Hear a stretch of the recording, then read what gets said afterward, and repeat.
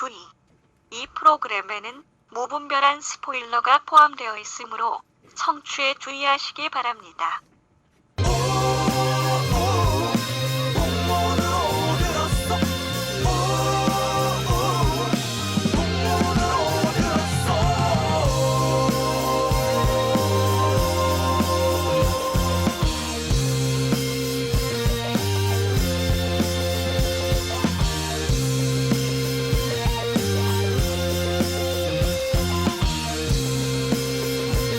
풍문으로만 듣는 방송 시네타운 19.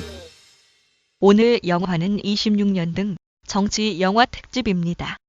늘 그렇듯이 앞부분은 청취자분들의 알토란 같은 사연과 진행자들의 개소리가 이어집니다. 본 내용만을 청취하기 원하시는 분들은 43분경부터 들으시면 되겠습니다. 안녕하세요. 풍문으로 듣는 방송, 간접 광고가 가능한 야매 방송, 월급쟁이들의 여한이 담긴 방송 시네타운 19 30회이고 개편 이후 1회 시작하도록 하겠습니다. 각자 자기소개해 주시죠. 네, 안녕하세요.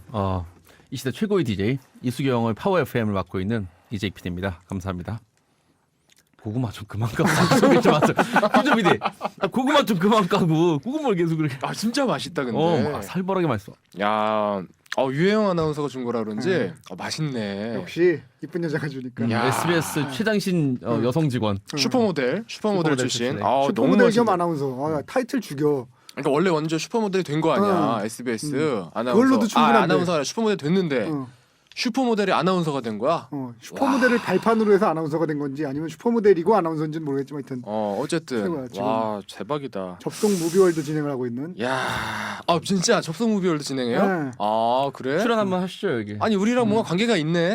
영화로 이렇게 뭐 하나 되는 이런 느낌. 지난주에 더 스토리라는 영화 시사회를 하는데 예. 거기 제가 모시고 가서 경품 추첨했었어요. 아니 경품 추첨하려고 아나운서 모시고 간 거야? 그거 SBS 돈 이 넣은 사람 거죠? 참. 더 스토리. 컨텐츠 허브에서 컨텐츠에서. 수입하고 배급하는. 아 그래요? 네. 갑자기 얘기가 공장 얘기로 빠졌네요. 안녕하세요. 저는 희망상 아니군요. 더 이상 희망상을 말할 수 없군요. 내가 컬투쇼 그만둔 것보다 더 슬퍼. 더 이상 희망상 변진섭을 말할 수 없는 이 슬픔은 뭘까요? 제가 지난주에 마지막 그 큐시트를 작성하는데 마지막 곡으로 이젠 안녕을 넣었는데 갑자기 눈물이 막 쫙 떨어지는 거야. 자판이로. 아니 무슨 고3이야 이젠 안녕을 부르고 있어. 아니 끝곡으로. 그러니까 저는 정말 너무 안타깝게도 이 변진섭을 떠나서 이제 김창렬의 올드스쿨 담당하고 있는 김은종 PD입니다. 어때요 바꾸니까 프로그램? 뭐 아까 뭐 후배가 그러더라고요. 어떤 후배가 저기 전망대를 하다가 저 최하정의 파워타임으로 옮긴 후배가 있었어요. 아까 저 이승훈 PD가 물어보더라고요. 저 FM으로 옮기니까 어때? 그랬더니 해맑은 미소로 좋아요. 대답은 가름하겠습니다. 요 대답으로 가름하겠습니다. 좋은 게 좋은 거다. 이제 PD님 어떠세요? 저도 좋아요. 아침에 나오는 거 의외로 그 약간 그 아침에 혼자 출근할 때 쌩쌩 그 빈도로를 싱싱 달릴 때 그 맞아. 느낌이 좋아요. 제가 요 전전 텀에 했기 때문에 그 기분을 아는데 약간 그 아침에 나올 때 그 묘한 어떤 그 약간 그런 게 있어요. 그렇지. 약간 내가 기분이 실제 감성적이 내 되면서. 자신보다 실제 내 자신보다 약간 더 특별한 사람이 된 듯한 기분. 그런 기분이 들어요. 근데 내일 눈 온다는데 어떡하냐? 그럴 경우 좆되는 거죠 이제. 굉장히 짜증납니다. 아니 저 김은종 PD님 그럼 AN 갔다 온 지 얼마 안 됐네. 1년 반밖에 안 된 거 아니야? 아니지. 내 말은 이제 PD가 전전전 고구마 좀 먹고 해야죠. 저 고구마. 맛있는 걸 어떡하니? 정말 맛있다 고구마. 방구름 끼지 마라. 혜영아 진짜 오빠가 진짜 넌 아무데도 시집가지 마. 너 같은 사람은 누구 한 사람의 여자가 되는 게 너무 아까워. 지금 네가 시집 안 보낸 여자가 도대체 몇 명인지 알아? 이놈아? 원래 오늘 빨리 영화로 들어갑시다. 좋은 영화 들어. 저는 저 시네타운을 맡고 있다가 시네타운에서 쫓겨나서 이제 저 군대를 갔다 와서 거품이 한참 붐을 일었다가 지금 거품이 꺼지고 있는 붐의 영 스트리트를 맡고 있는 이승훈 PD입니다. 아니 그런 더러운 시발 할 거면 하지도 마요. 뭐야 애드립이야 뭐야 그게? 난 뭔 얘기 하나 했어. 지금 뭐야 갑자기 지금 거품 생각한 건 아니겠지 설마? 막 던지는 거지. 생각한 거라면 정말 반성해야 되는 거야. 근데 이런 걸 개드립이라고 해요. 이거 정말 생각한 거라면 고구마 잡고 반성해야 돼요. 개드립. 이 사람 진짜 그걸 반성해. 아니 고구마를 잡으라는데 왜?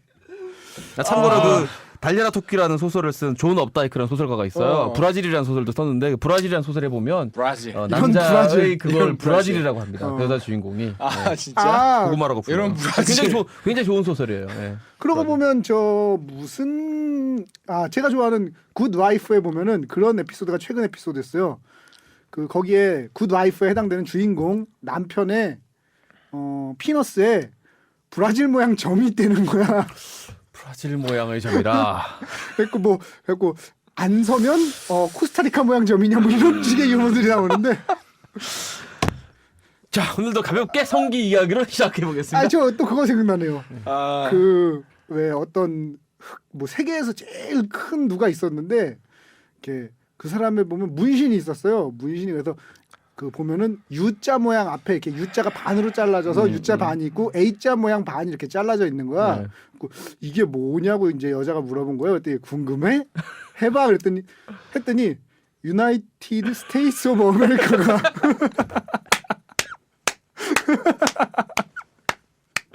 야, 고구마 먹는데 그런 얘기하면 어떡하니? 야, 마이크 타이슨이 한참 잘 나갈 때 마오쩌둥 이 아, 문신을 팔에 문신 새겼어요. 있었죠. 운동을 좀 쉬니까 할렘과 할아버지로 운동을 열심히 해서 팔이 커지면 다시 그 마오쩌둥이 되고 아. 안 하면 할렘과 할아버지가 되고 운동을 쉴 수가 없겠네. 뭐 그런 에피소드를 또 가볍게 우리 오늘 생각해보겠습니다. 시작하자마자 지금 더러운 얘기로 일관하고 있는데 사실 어제 저 중요한 저 대선 토론도 있었는데 이거 우리가 이런 얘기 이런 얘기 하면 안 대선 돼요. 토론 얘기 잠깐 해야죠. 그래도 안 할 수 재밌게 없잖아. 왔어요. 재밌게 왔어요. 어제 제일 인상적이었던 거 뭐였어요? 전 이정희 후보요. 이정희 후보 중에 뭐? 남쪽 정부요. 내가 남쪽 정부 살고 있구나. 그럼 우리 저분에게 자유로운 잘해야겠다는 남쪽 정부. 생각을 했습니다. 인상적이었고 그리고 전 반대로 이정희 씨 같은 분이 꼭 필요해요. 정말로. 어. 왜냐하면 자유민주주의 국가라는 증거예요. 80년대 70년대에는 대통령 보고 개새끼라고 못했잖아요. 남쪽 정부 이런 얘기 못하잖아요. 근데 닭깎이 지금은 나서 이런 거 그런 말을 할 수 있다는 게 되게 좋다고 느껴졌어요. 좋은 거예요, 좋은, 좋은 거예요. 예. 긍정적인 부분. 어쨌든 그럼 공중파 첫 그 TV 토론 연설회에서 그 남쪽 정부라고 또렷한 발음으로 발음이 굉장히 좋잖아요. 또 이정희 발음하면서 이정희 거의 아나운서로 발음이 되게 좋아요. 이정희 아나운서가 발음이 굉장히 좋아요. 그래서 아니 그렇게 얘기하지 마세요. 리정희라고 리정희 동무가 굉장히 발음이 좋은데 이렇게 뭐 발음 잘못 말했다라고 회피하기 어려운 그런 정확한 발음이었는데 아마 그 국민들이 충격이 있었을 것 같은데 저는 충격받을 필요가 없고 공산당도 생길 수 아니 있고 뭐라고 말하면 어때요? 뭐라고 말이 중요한 건 아니죠. 사실. 물론 이제 우리나라가 오늘 이제 광주 이야기를 또 다루겠지만 그로부터도 얼마 전에 이제 6.25라는 정말 이게 쉽게 이렇게 웃으면서 말할 수 없는 그런 광주보다 훨씬 더 수십 배 수백 배 더 큰 그런 피해를 입혔던 그런 사건이 있었기 때문에 가릴 건 가려야지만 어쨌든 오랜 세월이 지난 지금 그런 식의 의견이다. 이것도 하나의 의견으로 받아들일 필요가 있다고 봅니다. 저는. 네. 김종 PD는 어떠셨어요? 좀 못 봤는데 아까 아침에 오니까 그 얘기를 되게 사람들이 많이 하더라고. 어제 뭐 되게 재밌었나 봐. 회자가 될 만해요. 아 그래요? 그 정도로 재밌었어? 어땠길래? 죽여. 어땠어요? 저는 어제 그거 있잖아요. 전쟁 같은 사랑 패러디한 그 가사 보셨어요? 못 봤어요. 인터넷에서 살아나니까 뭐 떠나줄 거야? 바로 잤어요. 아니 뭐 뭐 어느 나의 부분? 깊은 슬픔과 박근혜 나의 깊은 슬픔과 뭐 문재인의 뭐 전쟁 같은 사랑 뭐 이런 게 있는데 불안한 눈빛과 박근혜의 불안한 불안한 눈빛과 눈빛과 그걸 지켜보는 이정희 뭐 이런 거야? 그걸 지켜보는 문재인의 뭐 이런 건데 아. 그 전쟁 같은 사랑을 했고 세 분 후보를 요약한 게 있는데 그게 인상적이라 보통 하는데 저는 그거보다 훨씬 더 인상적인 그 댓글이 있었어요. 뭡니까? 이정희 후보는 잃을 게 없고 박근혜 후보는 읽을 게 없고 봤어요. 그거. 문재인 후보는 할 게 없다. 이런 표현인데 정말 정확하다. 아니 근데 거기에 더 정확한 게 하나 댓글이 달려 있어. 나 뭐라고? 죽여. 정확한데? 리정희 동무가 왜 잃을 게 없냐? 잃을 게 있다. 목숨. 저는 26년을 보고 어제 그걸 봤는데 사람 자칫하다가 이제 그 북파공장을 부신 할아버지가 이정미 동물을 쏠 수도 있겠다는 생각을 했어요. 목숨을 잃을 수 있어요. 네. 난 저거 그리고 박정희 대통령 그 일본 이름 뭐죠? 일본식 이름 뭐죠? 지금 그 두 개 가지가 있어요. 뭐라고 해요? 다카키 마사오하고 오카모토 미노루라는 게 있거든요. 다카키 마사키 어제 나온 거죠. 다카키 마사오가 어제 나온 건데 그 리정희 동무가 정말 정확한 발음으로 다카키 마사오라고 얘기할 때 저는 할복하는 줄 알았어요. 그 눈빛이 정말 바로 그 이제 할복이 이어지는 줄 알고 야 이거 그래서 지금 긴기 검색어 계속 5위권 안에 있구나. 그 다카키 마사오에 대해서 간단히 좀 말씀을 드리자면 아니 근데 그 누구나 다 아는 사실인데 그렇게 아니, 공중파에서 누구나- 직접적으로 대놓고 이렇게 누구나 몰라요. 공론화 저도 시킨 몰랐어요. 적은 없지 이런 않나요? 의외로 10명한테 몰랐어. 물어보면 6명 정도밖에 나 몰라요. 몰랐어. 그러니까 이렇게 공중파에서 어. 그것도 3사 뭐 케이블 종편까지 해서 다 때려박는 상황에서 이렇게 공론화 시킨 적은 처음이죠. 말하자면. 근데 사실 창씨개명이라는 문제는 좀 민감한 문제인데 창씨개명이란 게 이게 친일의 경우에도 적극적 친일과 소극적 친일이 뭐 그런 게 있잖아요. 있죠. 예. 근데 그 당시에 창씨개명이라는 건 너무 창씨개명을 하지 않으면 불이익을 받았기 때문에 어쩔 수 없이 하신 분들도 있어요. 예를 들면 김 씨들은 김촌이라고 가네무라 뭐 이런 식으로 개명하거든요. 그 다카키 같은 경우는 박씨인데 박씨 같은 경우에는 이제 다카키 하면 고목이라는 건데 그게 이제 그 박이라는 성을 분해해서 다카키로 바꾼 거예요. 그래서 당신 거기 확신할 수 있어? 네.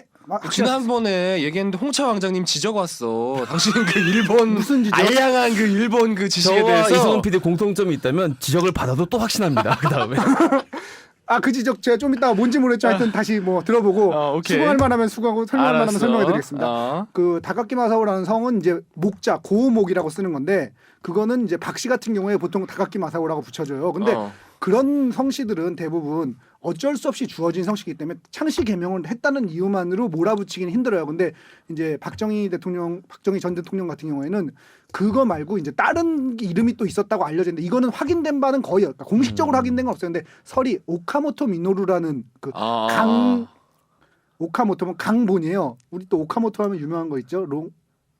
세계 1위 업체입니다. 오카모토 검색해 보십시오. 세계 1위 업체 오카모토. 뭘 1위를 하는데? 아니 검색해 보라니까. 딜도요? 어? 딜도? 아니 CD 크리스찬 디오르. 아 크리스찬 디올.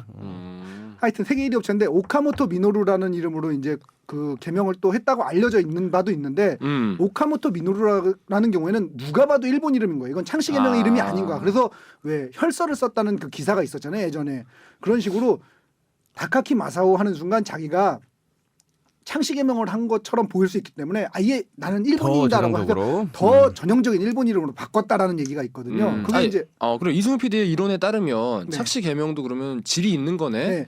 그 사람이 원래 성과 비교했을 때 네 그렇죠. 그게 이제 어쩔 수 없는 강박에 의한 것과 네네네. 조금 자발적인 거에 이름만 봐도 알 수 있다는 거네. 대강은 대부분 알 수 있다는 거죠. 그게 되게 전형적인 성씨들이 있고 이제 일본인 사람들한테만 있는 성씨들이 있거든요. 그러니까 그런 것도 살펴봐야 되고 그 친일파에 대해서는 사실 그러니까 적극적 친일하고 그 소극적 친일 있잖아요. 적극적 친일의 경우에는 자기의 성공과 출세를 위해서 막 들이댄 이런 경우고 소극적 친일의 경우에는 자기 직업에 충실한 뭐 이런 경우가 있었죠. 예를 들면 저 면사무소에서 등본 그래. 띄워줬다고 이걸 친일이라고 하기는 어렵잖아요. 먹고 살려면 해야지. 그래. 학교 근데 선생했다고. 이제 그게 어느 순간 올라가면 그게 친일이 네. 되지 않아. 예를 들어서 어느 급 이상. 어느 급이 이상이 돼버리면 어. 그게 그 순간 친일이 되는 그럼요. 거잖아. 그럼요. 예를 들면 사관학교를 들어간다든지 이런 건 친일이라고 봐야 되는 거. 먹고 살기 위해서라고 맞아요. 도저히 볼 수 없는 거죠. 음. 그래서 뭐 하여튼간에 다카키 마사오. 어쨌든 이정희 동무는 목숨을 잃을 수도 있겠다. 목숨을 잃을 수도 있고 HUD 어. 목숨을 잃을 헤드업 디스플레이한테 목숨을 잃을 수도 있어요. 대선 뒤에 외국으로 도망가셔야 될 수도 있겠다. 이런 생각이 전 들었습니다. 하여튼 되게 재밌어요. 아주 인상적이었어요. 굉장히 인상적이었어요. 그 역시 공부 잘하는 여자하고는 등 돌리면 안 돼. 정말 그리고 저는 문재인 보면서 어찌나 그 안타까운 마음이 말을 할 수가 없어. 말을 하고 참 말을 하고 싶은데 아니 근데 아침에 뉴스 보니까 자리가 또 양 여자 사이에 껴 있대. 예. 왜냐하면 그 자리 아니었으면 어제 머리끄댕 한번 잡았습니다. 제가 보기엔. 그래서 얼마나 안심을 했는지. 그리고 또 가운데 이런 문제가 있었어요. 그 우리가 저 쌍용차 관련된 지금 이제 여러 가지 분쟁이 있잖아요. 좀 안타까운 일인데 쌍용차. 그렇죠. 예. 근데 예전에 이제 쌍용차 말고 자동차 메이커 중에 대우 예. 상용차라는 업체가 있었어요. 있었죠. 예. 근데 어제 계속 문재인 후보가 상용차 이러셔가지고 나는 대우 상용차가 또 문제가 뭐가 있나. 근데 발음 생각보다 발음이 안 되는구나. 쌍시옷 발음이 왜 우리 경상도 분들이 쌀이 안 돼서 살 이렇게 하시잖아요. 그 전형적인 경상도 남자. 나는 사실 심지어 그런 의심조차 들었어. 캠프에서 경상도 분이라는 걸 어필하려면은 쌍시옷 발음을 확실하게 하지 마라. 작전을 짠 줄 알았어. 전략이야? 나 그런 그런 거야? 줄 알았어. 그리고 또 발음의 특징이 영어의 S 발음을 다 SH로 발음합니다. 100% 여러분. 전부 모든 맞아. S 발음을 전부 SH로 발음해요. 그게 맞아. 경상도 분들 특징이죠. 왜 그래서 100%. 이놈의 새끼 이거죠. 이놈의 새끼는 사실은 너무 새끼. 100%를 우리가 하여튼 되게 재밌었어요. 나는 이런 토론이 3번밖에 안 벌어지는 게 너무 안타까워. 앞으로 한 10번쯤 더 했으면 좋겠어. 너무 앞으로 이제 재밌어. 2번 남았나? 네, 2번 남았는데 양자 토론 이런 건 없나? 하시게 될 수도 있을 것 같아요. 제가 보기에는. 왜냐하면 양자가 재밌을 것 같아. 그리고 리정의 동물 사실 가장 아니 강렬한 저는 거- 양자토론 안 볼래요. 이제 강한 맛을 봤기 때문에 밋밋한 맛은 의미가 없어. 이정희 후보의 가장 강렬한 발언은 이거죠. 어차피 단일화할 거면서 왜 나왔냐고 물어보니까 얘기하잖아요. 그러니까 떨어뜨리고 박근혜 후보 떨어뜨리려고 나왔습니다. 바로 옆에 있는 사람한테 야, 아니, 그렇게 대놓고 얘기했어? 정확히 그거 어디 가니까 그러니까 박근혜 후보가 물어봐. 이게 재반론 되게 룰도 되게 묘한데 토론인데 어떻게 질문을 하고 답변 다음에 다시 질문을 못 하는 거 재반론이 안 돼. 그게 선관위에서 내린 이제 해석인데 그것도 졸라 웃기지만 야, 그렇게 되면 박근혜한테 좀 유리하지 않나? 그럴 줄 알고 했는데 어제 그걸로 그냥 다 뒤집어진 거야. 박근혜 후보가 물어봤어요. 이정희 후보한테. 어차피 단일화 할 거라면서 도대체 왜 나오면서 국고 낭비하고 이러냐고. 왜 나오셨습니까? 막 이러니까 네, 저는 박근혜 후보를 떨어뜨리려고 나왔습니다. 이제 그 농담할 때도 이제 그 이렇게 피하는 농담들이 있잖아요. 네. 가장 대표적인 게 이제 애미애비 농담이거든요. 그렇죠. 아무리 그 막 나간 놈이라도 애미애비 욕하면 좀 싫어하는데 그럼. TV 공중파에서 대놓고 애비 욕을 하는데 옆에 앉혀놓고 그 사람을 야 나 정말 강하다. 먹어주더라. 세다 생각했어. 아니 근데 본인이 흥분했네 더. 어떻게 보면 어떻게 그런 얘기를 하지? 근데 한 아니 나라 흥분한 게 이정희 후보요. 어. 전혀 흥분하지 않아요. 제가 보기엔 아주 노리고 차분한 나와. 말. 그러니까 들어보시면 알겠지만 어. 워딩이 준비된 워딩. 그러니까 그 워딩을 질문을 받을 걸 예상한 거예요. 제가 보기에는 뭔가 질문이 나오면 내가 그 답변을 하리라. 근데 중요한 건 어떤 질문이 나와도 그 답변을 했어요. 그게 이제 중요한데 모든 서두에 그거를 그걸 아니 근데 그 그랬어요. 얘기를 좀 하는 하고 건 좀 아니지 않나? 대놓고? 그래서 사실은 그 그게 오히려 어떻게 보면은 새누리당에서 도와주는 꼴 아닌가? 이정희를 매수했다는 얘기가 굉장히 많이 아니 그러니까 내 들어갔어요. 말이 지지도가 그렇게 확 얘기한다는 올라갈 것 것이다. 자체는 그러니까 뭐라고 해야 돼? 중간쯤에서 왔다 갔다 하는 사람들 오히려 전부 문제가 이쪽으로 확 있지. 돌아섰다. 아니 근데 이럴 라는 수도 얘기죠. 또 있어요. 뭐냐면 문재인 후보에 대해 약간 그 색깔을 덧입혀서 그분의 사상이 의심스럽다 이런 의혹을 보내는 분들인데 그분들에게 안심하는 거죠. 이쪽에 너무 빨간. 빨간색이 있으니까 야이 핑크는 이거 빨간 것도 아니야. 이건 뭐 핑크야. 때는 파란색으로 보였어요. 저는 제가 봤을 때 문재인 씨는 거의 뭐 어제로 놓고 보면 어제 그 토론 장면만 놓고 보면 박근혜 후보하고 문재인 후보가 훨씬 더 가까워 보이고 이정희 맞아. 후보가 저쪽으로 가 있어서 저는 맞아요. 저는 사실 그런 거 상대적으로 문재인 후보에게 이득이 있었고 색깔 그리고 부분은 그랬어요. 박근혜 후보의 지지층이 결집할 거라고 이렇게 예상하시는 분들이 많은데 저는 좀 반대인 게 결집 안 할 것 같아요.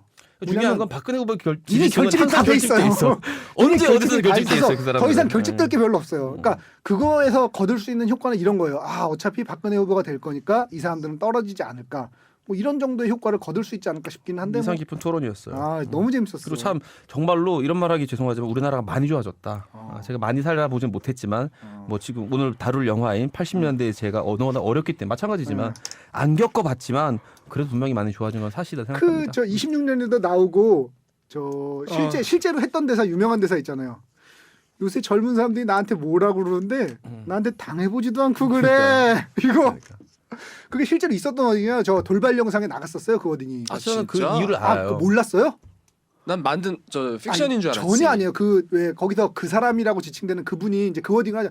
요새 젊은 사람들이 날 욕을 하는데 나한테 당해보지도 않고 그런다고 얘기하는데 그게 정확히 돌발 영상에 나간 워딩이에요. 정확히. 진짜 YTN에서 똑같은 워딩으로 나가요.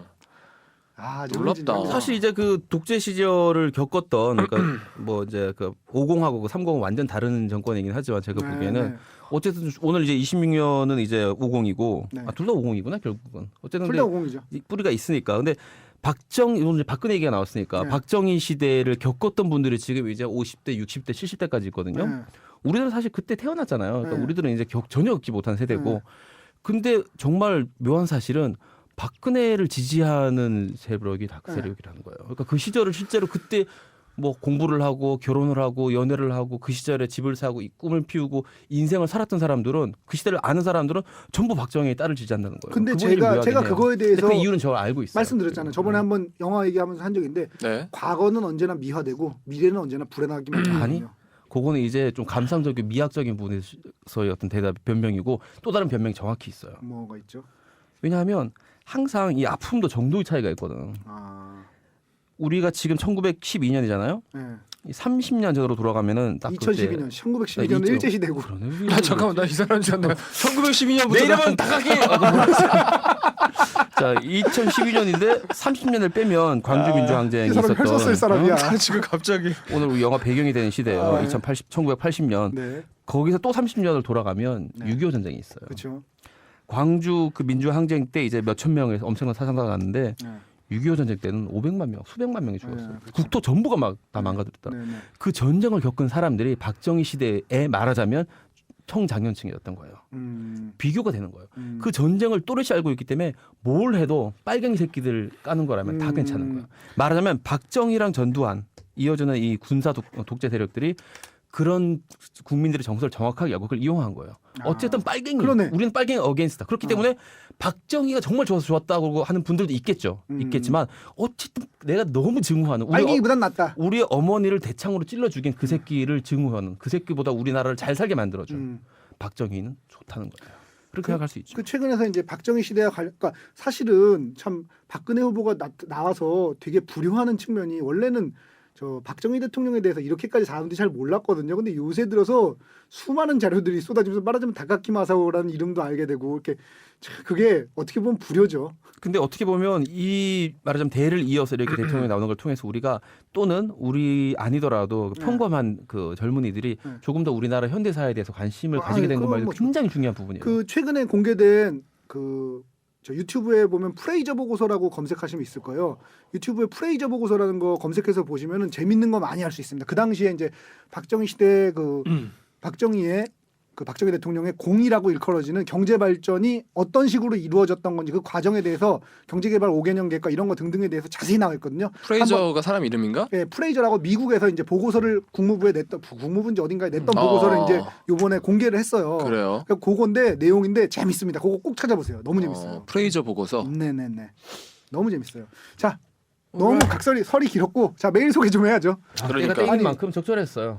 그런가? 그럼 적절했어요. 아 근데 그러고 보면 저 양반이 맨날 노트북 갖고 오다가 핸드폰 바꾸더니 일단 노트가 좋네. 이거 참 이만한 저 갖고 다니다가 이거 뭐 노트로 바꾸니까 뭐 속도 너무 빨라. 아 그래? 이거 뭐 아주 간편하게 아주 아니 좋습니다. 저도 속도는 빨라요.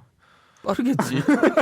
당신 저기 투지 아니야? 졸라 빨라. 전화도 잘 걸리고 문자도 잘 가고. 문자 잘 가지. 배터리 오래 그래. 좋아. 배터리 3일씩 가. 충전할 필요가 없어. 자, 우리 저 홍차 왕장님의 네네, 그거. 지적질부터 먼저 네네. 시작하겠습니다. 자, 이승훈 PD님, 네. 가마복고라는 말까지 아시다니 다시 한번 감탄했습니다. 일단 뭐 하나 깔아주고 시작하시네. 이거 수상하다. 아니 문카루 스님도 깔아줬어요 저한테. 그러니까. 이재익 PD님의 해박한 그 클래식에 대한 식견에 대해서 감탄합니다. 그런데 이렇게 다만이 중요해요. 네. 내용에 오류가 있어 정정해 드리고자 메일을 보냅니다. 감사합니다. 가마복고는 우리가 우동 먹을 때 흔히 볼 수 있는 얇은 분홍색 어묵 같은 거 있죠? 네네. 그게 가마복고예요. 네네. 요거. 네, 뭐 말하는지 압니다. 그 왜 하나 딱 올려져 있는 거 있잖아. 네. 바깥에는 분홍색이고 네네. 안에는 이렇게 하얀색인 단무지 같이 생긴 거. 네. 그게 가마복고래. 유부보따리라는 한국어는 사실 처음 들어본 말입니다만 번역을 하면 그렇게도 되겠네요. 그거에 대해서 제가 설명을 좀 드릴게요. 잠깐 요 끝까지 읽고. 네네. 말 그대로 보따리 모양으로 유부를 묶어 오뎅탕에 넣어 먹는 것으로 일본어로는 긴차쿠라고 하며 후꾸로라고도 합니다. 유부 속은 다 삶을 달걀 같은 걸로 채우지요. 기억하는 분이 계실지 모르겠습니다만 바람산에서 이승훈 PD님과 저는 일본어로 짧은 대화를 나누기도 했습니다. 제가 그런 짓을 저질렀군요. 기억이 안 나는데 전혀. 죄송합니다. 제가 술 취하면 이선아랑 영어로 얘기하는 거 똑같은 거예요. 정말 후덜덜할 분입니다. 자, 이재익 PD님과 제가 그거 설명을 좀 드리고 갈게요. 그러면. 오케이. 그 가마복고라는 말이 이제 뭐 어떤 뜻이냐면은 사실은 복고라는 말에 칼 손잡이라는 뜻이 포함되어 있습니다. 와우. 그래가지고 그 아까 그게 자르기 전에 길쭉하게 있을 때 보면 모양이 가마복고. 그래. 단무지 같이 생겼잖아. 네, 이렇게 그래갖고 약간. 칼 손잡이 모양으로 생겼어. 색깔도 그렇고. 그래서 이렇게 길쭉하게 생긴 오뎅. 그러니까 오뎅이란 것도 사실은 음식에 대한 용어 아니고 조리법에 대한 얘기인데 오뎅이란 말 자체가 그 보통 그러니까 가마복고 그러면 그게 맞습니다만 우리나라에서 보통 그 유부보따리란 거 후꾸로라고 하든 그걸 쓸 때 보통 가마복고라고 통칭을 그러니까 잘못된 호칭인 건 맞아요. 근데 가마복고 그러니까 예를 들면 그거를 이제 비슷한 예를 들자면 육시라는 말이 있잖아요. 육시라는 말을 육시를 할 때 육시요? 네.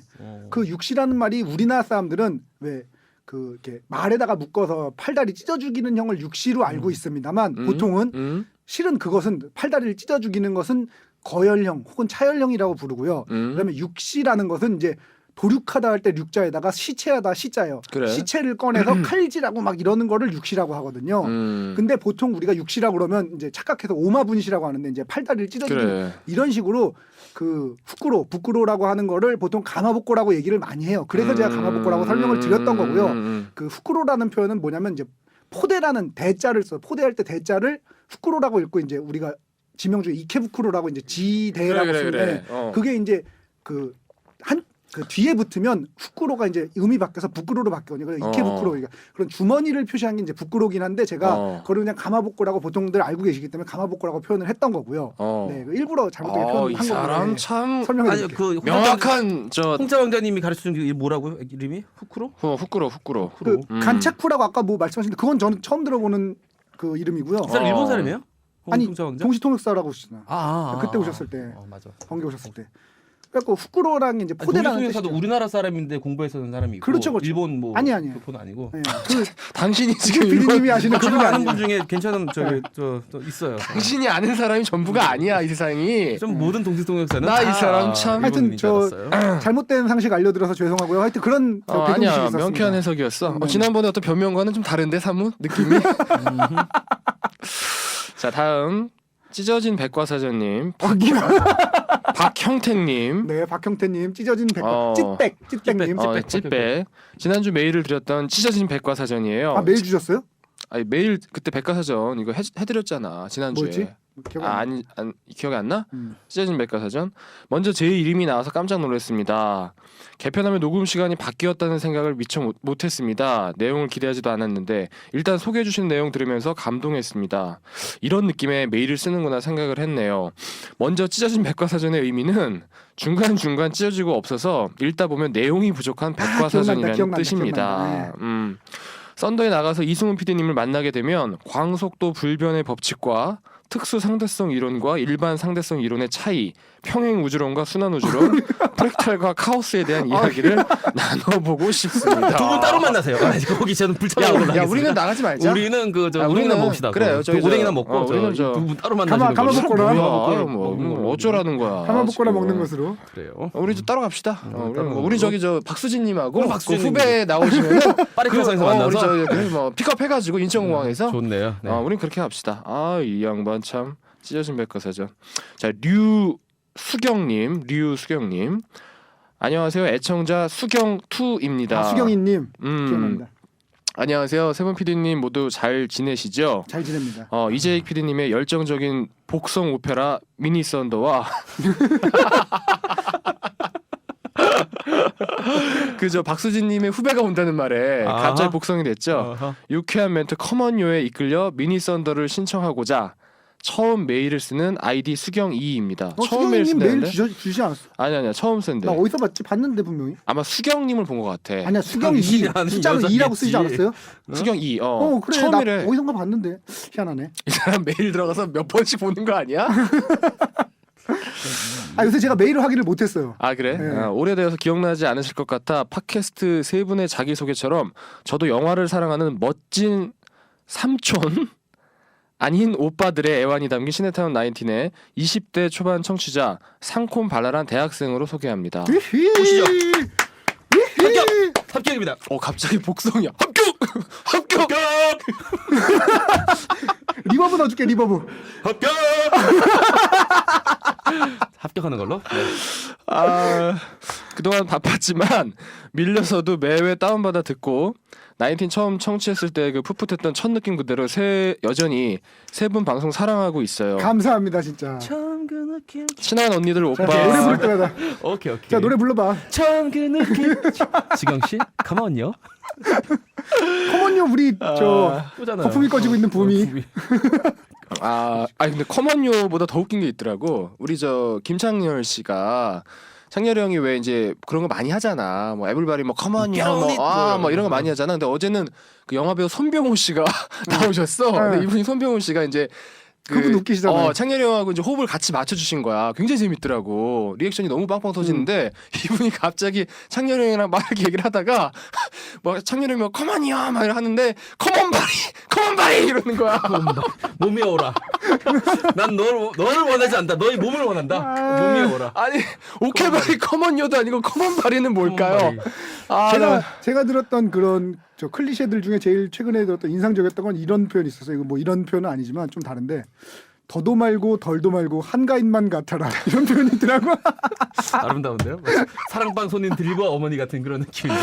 나 웃겨 죽는 줄 알았어. 어쨌든 어제 그 커먼바리에 빵 터졌는데 현재 학교에서 정치 외교를 공부하고 있어. 큰일 났다. 오늘 조심해야겠습니다. 다음 정치 영화 방송이 정말 애타게 기다려지는데 지난 방송에서 정치 관련 얘기 외에 이승훈 PD님의 Retaliation 발음 한번 해주시죠.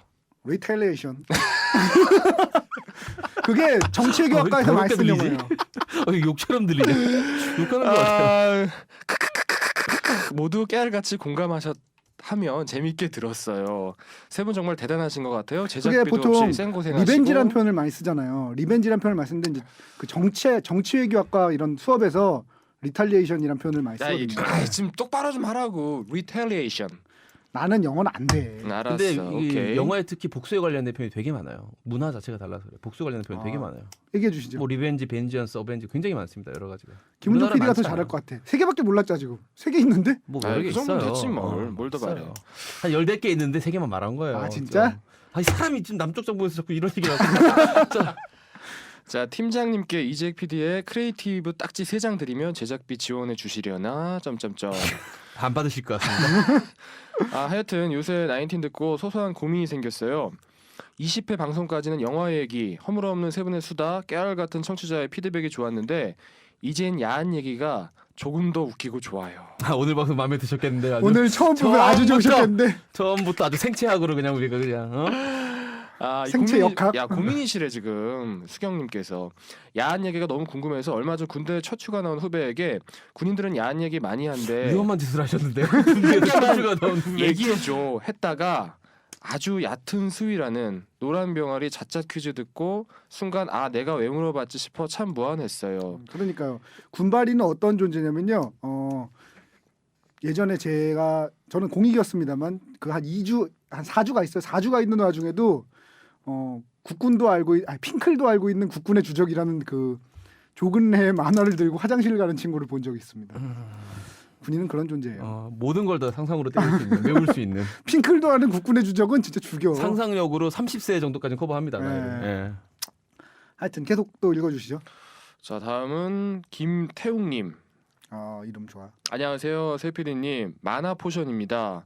만화 포션? 야 이건 뭐 실명으로 못 드리는 MMORPG. 질문이 많을 듯해서 앞으로 이걸로 하려고요. 김태웅님. 김태웅님 앞으로 뭘 물어보시려고 만화 김태웅님 이름 포션이라고. 이제부터 말 안 하고 그냥 만화 포션으로 하겠습니다. 그러니까 앞으로는 김태웅님은 만화 포션으로 만화 포션으로 김태웅님은 만화 걸로. 포션이면 이거 게임 많이 하시는 분인데 MMORPG 좀 하시나?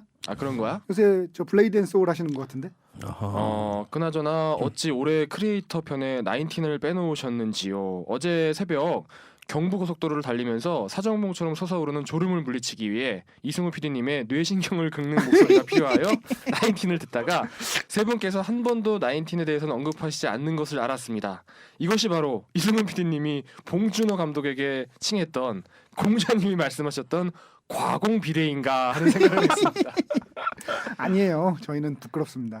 아무튼 혹시나 잘 모르시나 해서 말씀을 드립니다. 제가 만난 올해 최고의 크리에이터는 나인틴입니다. 그 팟캐스트 사이트에 들어가 보면 저희는 정말 순위에 없어요. 이게 올해 크리에이터에 되려면 최소한 한 10등 안에는 들어가야 뭘 좀 뽑아보지. 저희도 진짜 저희를 뽑고 싶었는데 50등 안에는 들어가면 뽑으려고 했는데 뭐 150등 안에도 못 들어갔는데. 이거 택도 없잖아. 말도 안 되지 뭐. PS 참고로 여자친구가 나인틴을 자주 같이 듣게 되는데 사정봉 습자지 볼보지에서 왜 제가 웃는지 설명해 달라고 하네요. 차마 제 입으로는 부끄러워서 못하겠습니다. 아니 들어보시면 다 나올 텐데 이거. 듣고도 모를 수도 있어요. 그런가? 여자분들은 워낙 순진한 분들은 그럴 수 있어요. 그렇구나. 그런 경험도 있으시구나. 그런 분들에겐 차근차근 말로만 설명해줘서 안 돼요. 이게. 그렇군요. 네, 차근차근. 자 다음은 썬리님. 썬리. 썬리. 이태양님. 이태양님.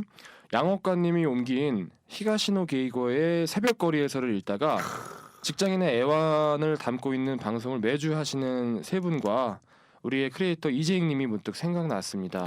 세 분 말고 한 명 더 있네요. 크리에이터 이재익님. 네. 특별히 이재익님께 네. 자 하나 불륜을 저지르는 놈만큼 멍청이는 없다. 그런 대사가 나오나요? 나온대요. 야 우리 양옥관 선생님은 정말 우리나라 최대 일문 번역가셔. 하신 그러니까 분이야. 야 나도 리버브 좀 넣어봐봐. 이거 리버브 넣고 한번 읽어보자. 불륜을 저지르는 놈만큼 멍청이는 없다. 그러나 이제 나는 그 대사를 나 자신에게 돌리지 않을 수 없는 처지에 놓이고 말았다. 다만 다음과 같은 한마디를 덧붙여서 그렇지만 어쩔 수 없는 경우도 있는 거야.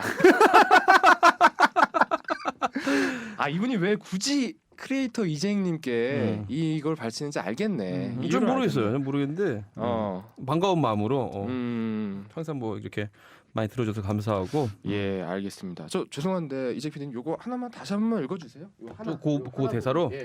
자, 리버브 빡빡이 넣어주세요. 굉장히 어떤 진실된 마음과 어떤 진정성. 불륜을 저지르는 놈만큼 멍청이는 없다. 그러나 이제 나는 그 대사를 나 자신에게 돌리지 않을 수 없는 처지에 놓이고 말았다. 다만 다음과 같은 한마디를 덧붙여서 그렇지만 어쩔 수 없는 경우도 있는 거야. 진정성 있다. 진정성 있어. 이거는 이제 진정성이랑 달라. 진정성이란 말 이런 거야. 내가 아까 읽은 거는 그냥 읽는 거야. 근데 여기는 지금 소울이 담겨 있잖아. 그래. 그 우리가 1회 2회 때 메일 보내달라 그럴 때 진정성만큼이나 지금 진정성이 느껴져. 그 느낌. 그렇구나. 진정성이 이런 거구나. 진정성이란 그런 겁니다. 자, 둘. 업무 종료를 알리는 벨이 울리자 나는 재빨리 가방을 챙겨 들고 자리에서 일어섰다. 우물쭈물하다가 붙들릴 수 있기 때문이다. 상사라는 존재는 필요할 때는 자리를 비우다가도 부하 직원이 개인적으로 급한 용무가 있을 때면 반드시 불러서 일을 시킨다.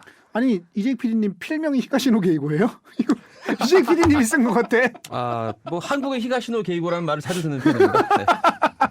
뭐 스티븐 킹, 히가시노 게이고 이런 말씀 많이 하시는데 과찬이죠. 네. 과찬으로 듣겠습니다. 대박이다. 아직 멀었어요. 그분만큼 책 내려면. 히가시노 게이고 선생님이 그렇게 많이 내셨나? 겁나 많이 냈죠. 2개, 3개씩 써요 매년. 나이도 훨씬 많고 저보다. 자, 우리 최재웅님 가산의 빌 게이츠. 최재웅님 가상의 빌 게이츠 맞지? 네. 안녕하세요, 최재웅입니다. 저도 무한도전 보면서 완전 공감했습니다. 메일을 보낼까 하다가 왠지 김은종 PD님 마음 상하실까봐 말았는데 알고 계신 거였군요. 제목이 이거예요. 김은종 PD님과 조정치. 앞으로 저 나인틴의 조정치로 이거 봐야 되는데 이거 진짜 너무 보여주고 싶은 거야. 앞으로 저 실버벨과 조정치를 맡도록 하겠습니다. 나인틴에서. 그리고 또 우리 저 홍차 왕자님도 싱크로율 쩐다며 또 메일을 주셨고요. 그리고 왓아이두님 제목이 왓아이두. 그래 연예인 닮은 꼴 이런 거 하면 김은종 PD님 꼭 나가야겠네. 그럼 100% 나와야 돼.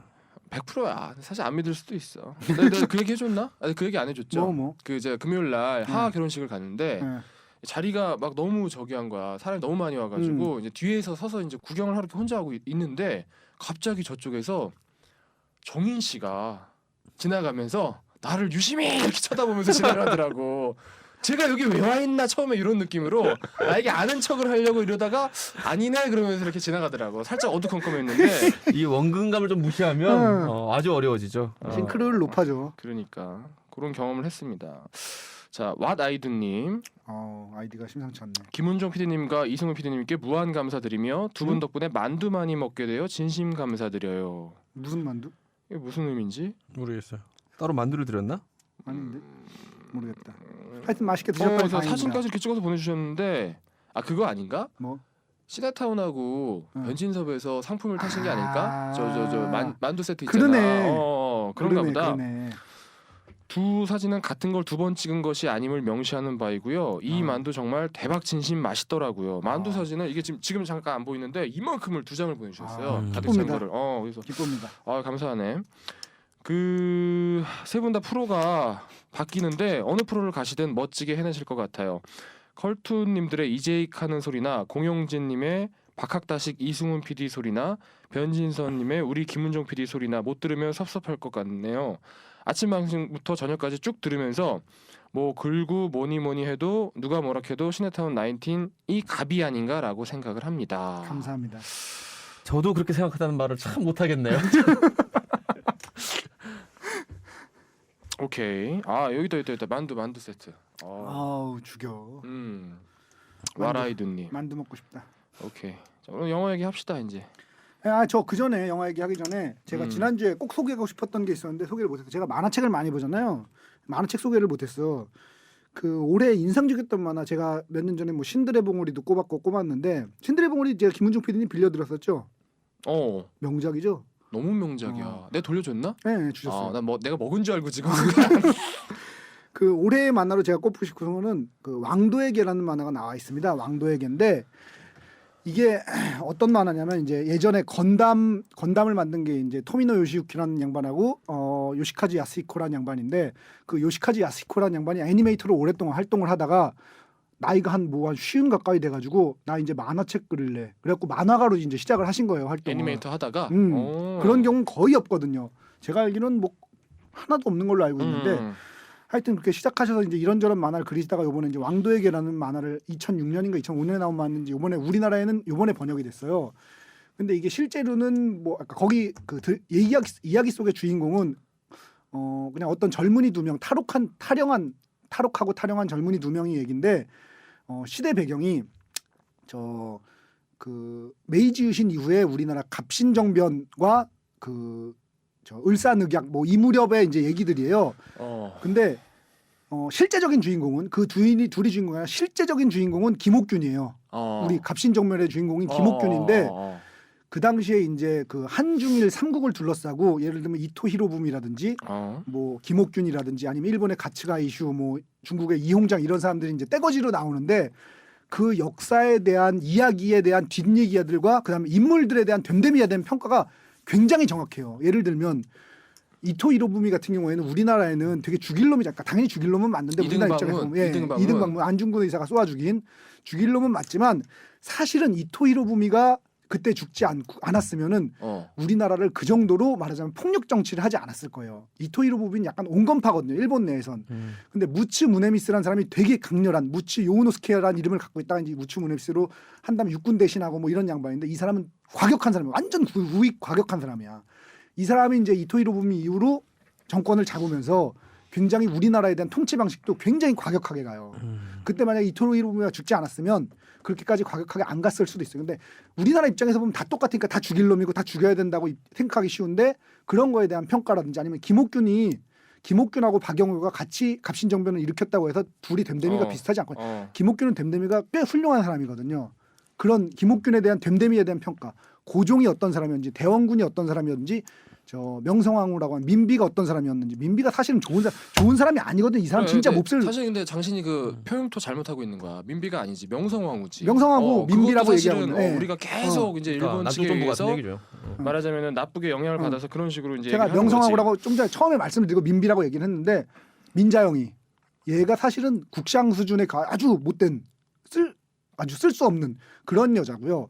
그다음에 이홍장 같은 경우도 이제 능구렁이 같은 건데 그런 인물들에 대한 평가들이 굉장히 일본 사람이라고 편들지 않고 외국 사람이라고 깎아내리지 않고 또 외국 사람이라고 편들지 않고 그런 평가들과 역사의 이야기들과 그 당시의 정세가 한중일의 정세 이게 어떻게 흘러갔었는지 이런 정세들에 대한 평가가 역사 만화네 전형적인 굉장히 정확해요. 굉장히 정확해서 그리고 또 요새 정세하고도 이제 맞물려서 좀 볼 수 있고 해서 아주 내용이 좋습니다. 그러니까 제목이 왕도의 개.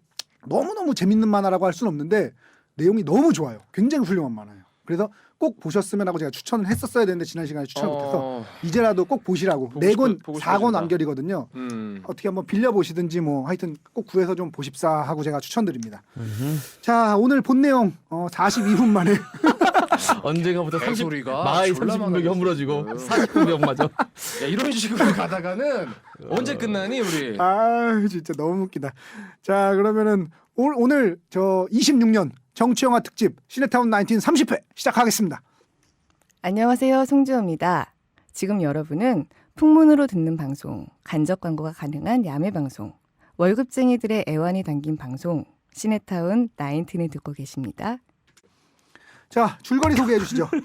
그래요. 야, 이거 다 할 수 있을까 모르겠네. 오늘 소개할 영화가 이제 26년이 주된 영화고 그다음에 남영동 1985 그리고 그때 그 사람들 등 정치 영화들이기 때문에 약간 이제 주된 영화는 이거 3편이고 나머지 뭐 또 소개할 영화 있으면 소개하는 걸로 해서 줄거리 소개를 이재익 PD님이 26년에 해주시고 남영동 1985를 김은종 PD님이 해주시고 그때 그 사람들을 제가 하겠습니다. 자 소개해 주시죠. 26년은 그 영화 뭐 흔히들 알고 있는 장편 상업 영화인데도 불구하고 줄거리 자체는 굉장히 간단합니다. 자 광주 민주화 항쟁 때 그 영화에서 보면 전두환이라는 표현을 안 쓰거든요. 네. 다른 대통령으로 쓰는데 네. 다른 모든 것들이 전두환을 지칭하고 있기 때문에 네. 전 전두환이라고 할게요. 네네. 그 전두환 전 대통령의 그 군합발을 짓밟혔던 1980년 5월 당시 광주 민주항쟁 그 피해자들 그러니까 유족들이겠죠. 그 유족들이 그 수십 년 동안 이제 그 고통의 세월을 네. 보내고 이제 현재에 이르릅니다. 근현재죠. 지금 네. 현재가 아니라 2004년으로 제가 알기로는 네. 나오는데 자 그때 계엄군 병사였던 장교가 아니라 계엄군 병사로 끌려갔던 네. 한 남자가 어떤 치명적인 가슴의 상처를 간직하게 됩니다. 그 상처를 극복하기 위해서 인생을 살게 돼요. 그건 뭐냐면 내가 언젠가 이 피해였던 광란을 일으킨 장본인에게 복수를 하겠다. 말하자면 전두환을 죽이겠다. 또는 전두환에게 사과를 받겠다. 이런 생각을 가지고 살아가다가 결국은 그 유족들을 하나씩 모읍니다. 그래서 어머니가 이마에 갓난아기를 업고 있던 어머니가 이것도 흉탄이라고 제가 표현할게요. 흉탄에 맞고 돌아가신. 아, 흉탄. 좋은 표현이잖아요. 흉탄에 맞고 죽은. 아, 어제 어머니. 나온 표현이 어제 토론회 때 아니 나온 계속 나오는 표현입니다. 최근 들어서 그 죽은 그 어머니에 대한 복수. 아버지도 마찬가지로 뒤늦게 분신 자살하는 그런 처절한 그런 부모의 야 죽음을 먹을 본. 거면 쩝쩝대지 아, 이 말고 사람- 먹어 좀. 아 진짜. 아니, 이런 얘기 지금 하고 야 있는 20년 얘기하는지 고구마가 슬픈 이야기라고 들어가니? 했는데 야 나는 지금 안중근 의사의 야, 흉탄에 이씨. 돌아가신 이토 히로부미를 생각하면서 고구마를 먹고 있는 거야. 이런 북쪽 인간 같은 인간 정말.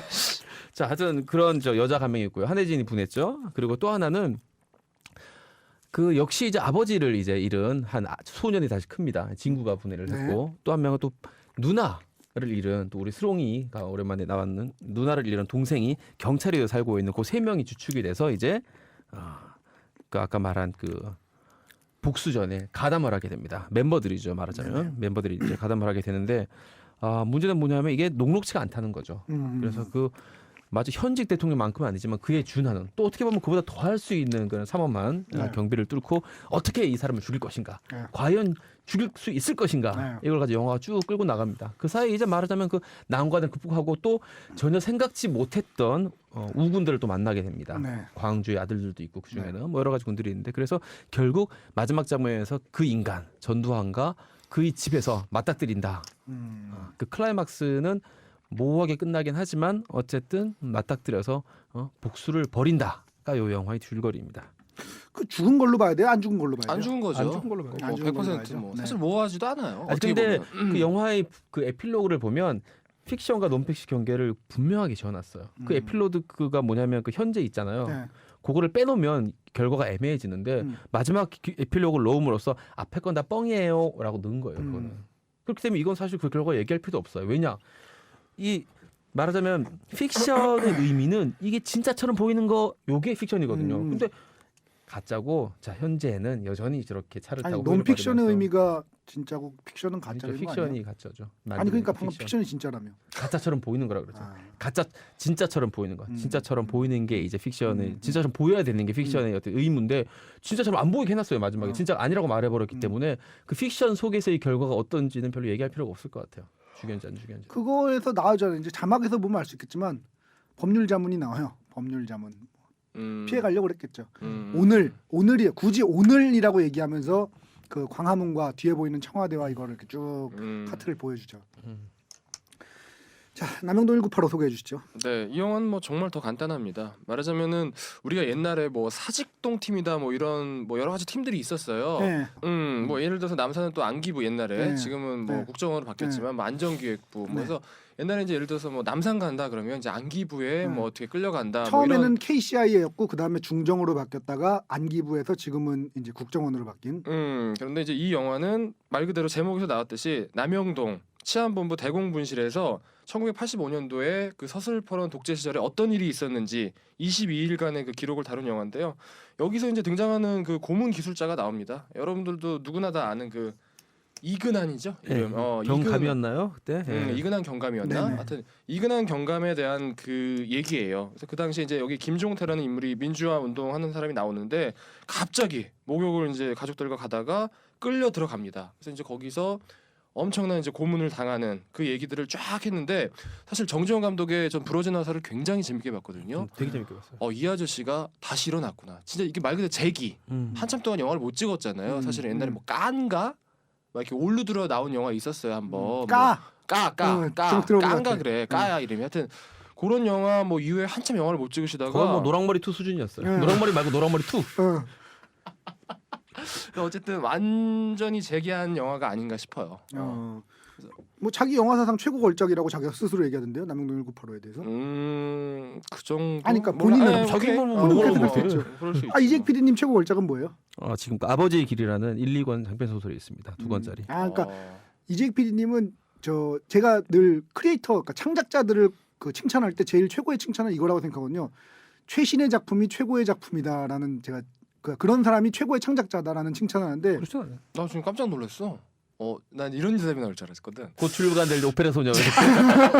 다다음 주에 저의 보름 최고 뒤에 출간될. 작품은 아직 나오지 않았습니다. 곧 나는 이런 만날 수 대답이나 있습니다. 아니면 커밍슨. 뭐 최근에 나온 작품을 역시 뭐 최고 작품은 아무튼 그 크리에이터죠. 작품 제일 뭐 이런 거 잘 나올 줄 알았더니 이 사람 참 근데 그것도 어차피 우라카이죠. 최고의 우라카이지 최고의 작품은 아니지. 최고의 작품이에요. 아버지의 왜냐하면 길 마이웨이 우라카이 한 거 아니야? 맞아요. 맞는데 훨씬 더 재밌어요.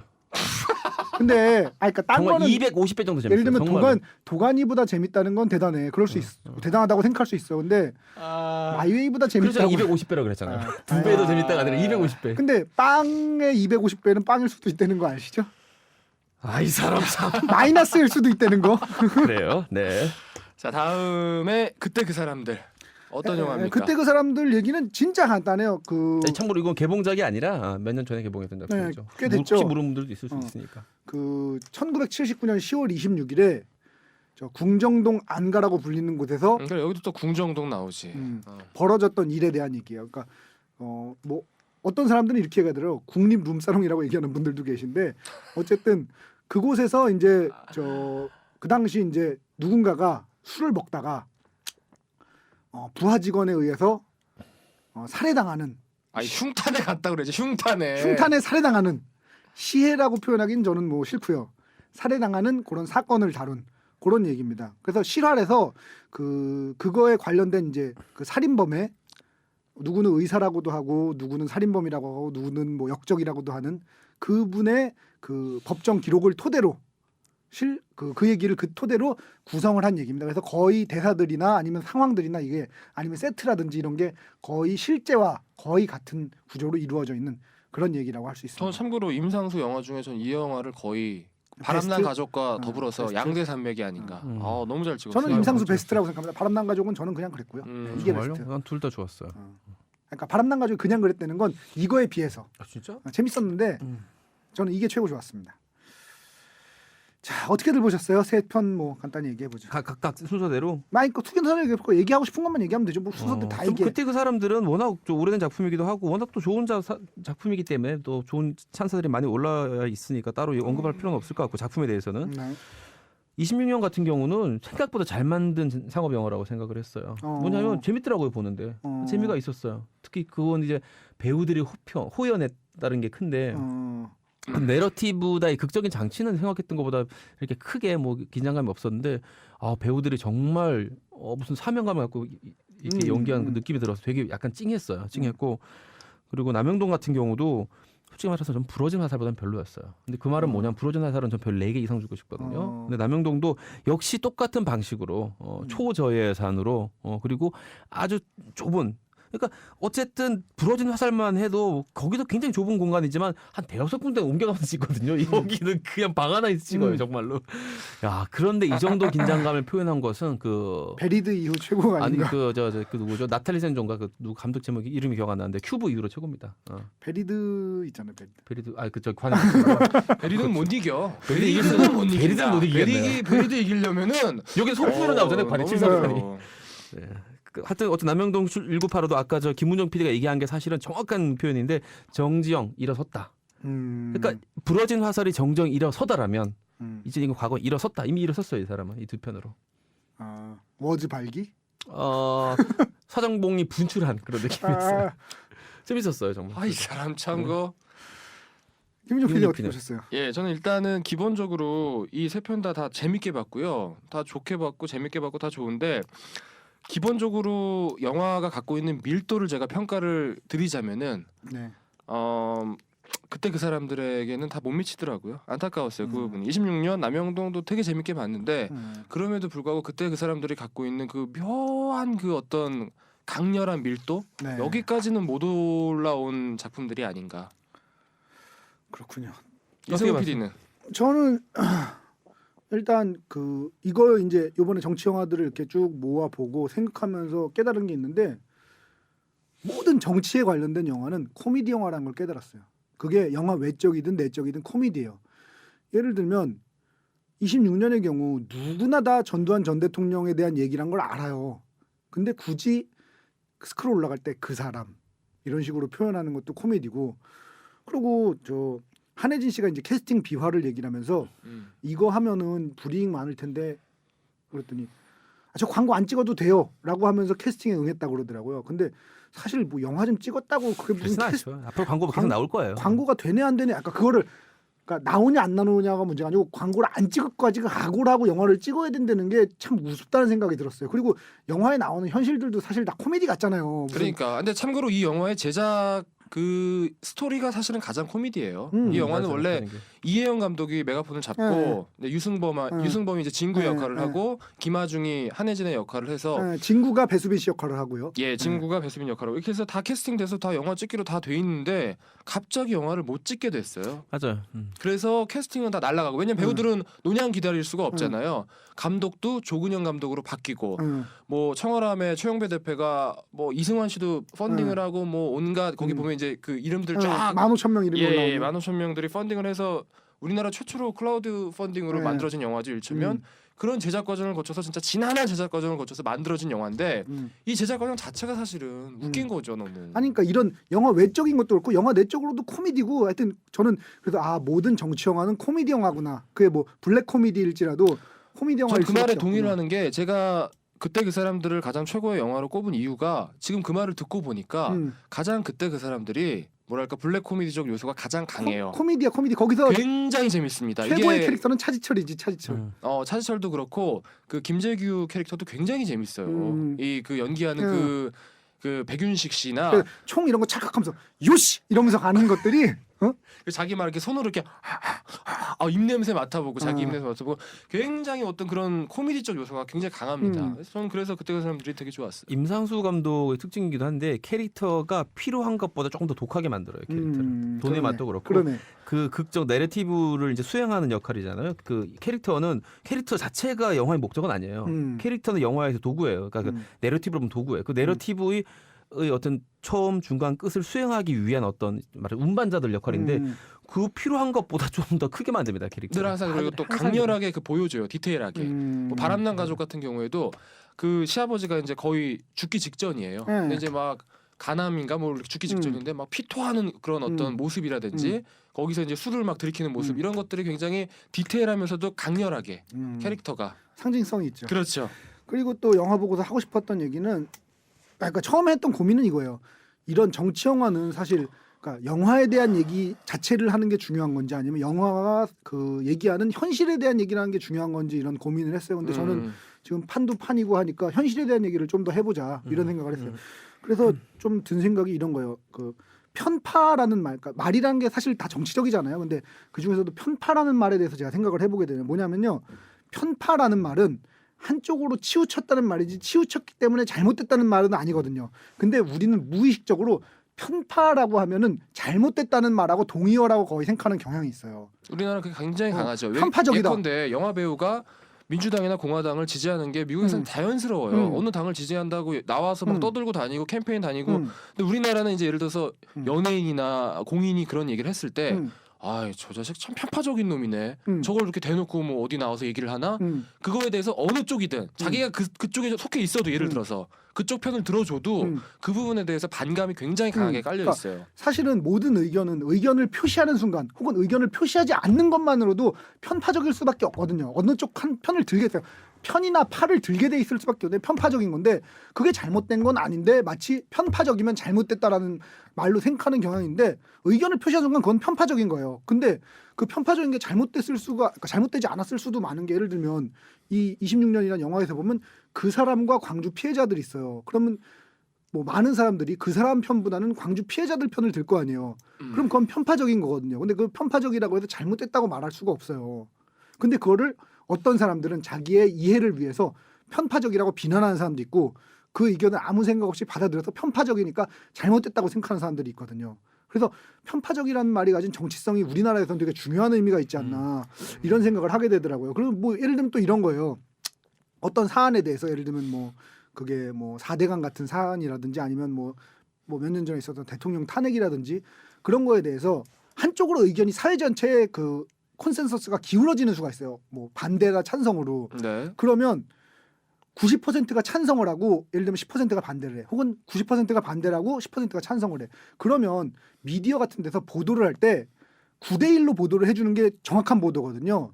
근데 우리나라 미디어 같은 경우에는 5대5로 보도하지 않으면 이거는 잘못된 보도다라는 식으로 편파적인 보도다라는 식으로 얘기하는데 이미 판이 기울어 있기 때문에 편파적으로 갈 수밖에 없는 거를 편파라는 말을 활용해서 마치 그게 잘못된 것인 양 색깔을 덧입히는 거죠. 예, 그게 굉장히 강한 것 중에 하나가 네. 우리나라는 기본적으로 물리적인 평등을 좋아합니다. 네네. 그러니까 뭐냐면 기계적인 평등. 기계적인 물리적인 기계적인 평등. 이승훈 PD가 지금 방금 지적을 했는데 예를 들면은 뭐 경제적인 것도 마찬가지예요. 그러니까 이제 어떤 뭐 누가 이렇게 특출나게 노력을 많이 해서 많은 부를 얻었을 때 그 부분에 대해서 이렇게 좀 인정하지 않는 경향이 있어요. 그러니까 예를 들어서 어떤 거기 이제 피나는 노력이 들어가서 엄청난 부가 쌓였잖아요. 근데 이제 피나는 노력은 생각 안 하고 엄청난 부를 보통 봐요. 그래서 이제 거기에 대해서 샐러리맨 월급이 월급으로 치면은 100년치 월급이네. 그게 무슨 상관이야? 이제 그 부분에 대해서만 포커싱이 돼 있단 말이죠. 그러니까 이제 앞에 부분은 안 봐요. 그래서 그런 부분들이 분명히 있어요. 그러니까 똑같이 100억이 있어도 졸라 노력해서 번 100억과 부모한테 물려받아서 번 100억은 다르거든요. 예를 들면 그러니까 이런 표현 얼마 전에 제가 봤는데 그러니까 부잣집 애들은 예를 들면 우리가 홈에서 안타 치고 출발해야 되는 타석에 서 있는 상황이면 부잣집 애들은 이미 3루에 서 있는 상황이잖아요. 그렇지. 근데 어떤 사람들은 자기가 안타를 쳐서 3루를 간 사람도 있고 아니면 태어나 보니까 3루에 있는 사람도 있어요. 대주자라 가는 수가 있죠. 예. 근데 그거를 어떻게 똑같이 평가할 수가 없는데 똑같이 3루에 있다고 막 이상한 사람으로 다 몰아붙이는 경우도 있고 또 반대의 경우에는 잘못된 거는 지가 3루에서 태어난 거를 지가 3루타를 친 줄 아는 사람들도 있거든요. 그러니까 그런 것들이 좀 전형적으로 웃기는 거죠. 다르지. 그리고 안타까운 건 그 현업자잖아요, 저희들이. 네. 이 연예인 섭외를 못하게 합니다, 방송국에서. 정치적 그렇죠. 의견을 표시하는 순간 그 방송 프로그램을 예능 프로에서도 볼 수가 없어요. 네. 음악 프로그램에서도 볼 수가 없어. 네. 무대에 사라지는 거예요, 이 사람들은. 그러니까 누가 그런 걸 감수하면서 자신의 정치적 의견을 의견을 표시하겠냐고. 편파하겠냐고요. 편파를 해야 되는데 안타까운 거죠. 그게 뭐 오른쪽 왼쪽이든 간에 마찬가지죠. 그거는 방향이 예. 중요한 게 아니고 경향성의 문제죠. 물론 이제 좀 웃긴 경우들이 있긴 해요. 근데 그거 웃긴 거는 뭐 정치 색깔 때문에 웃긴 게 아니라 뭐 그 최근에 최용만이 그 새누리당 지지하면서 아니 최용만이 그걸 지지하는 것 자체가 새누리당을 지지하는 것 자체가 웃긴 게 아니라 멘트가 좀 되게 웃겼어요. 왜 지지하냐고 했더니 얼굴에 칼을 맞고도 앞으로 걸어나가는 장부모님을 존경해. 딴 사람이 그랬으면 그런가 보다 했는데 최용만이야 하필이면. 얼굴에 칼을 맞고도 얘기를 하는 걸 보니 자기는 칼을 맞고는 자신이 없었나 봐. 최용만 자기는 맨몸으로 싸우거든. 꿀밤을 맞아도 자신이 없죠. 최용만은 꿀밤을 맞아도. 아 진짜 그렇게 얘기했어? 그렇게 얘기했어. 그걸 발표했대니까. 정확히 워딩 그거였어요. 그런 거는 그냥 그 자체 이벤트가 웃긴 이벤트잖아요. 웃긴 게 되게 많아요. 이거 맞죠. 그 비광 김성주 선생이라고 하는 그분도 그렇고 요새 MCM인지 메트로시티인지 매출이 줄고 있다고 그러더라고요.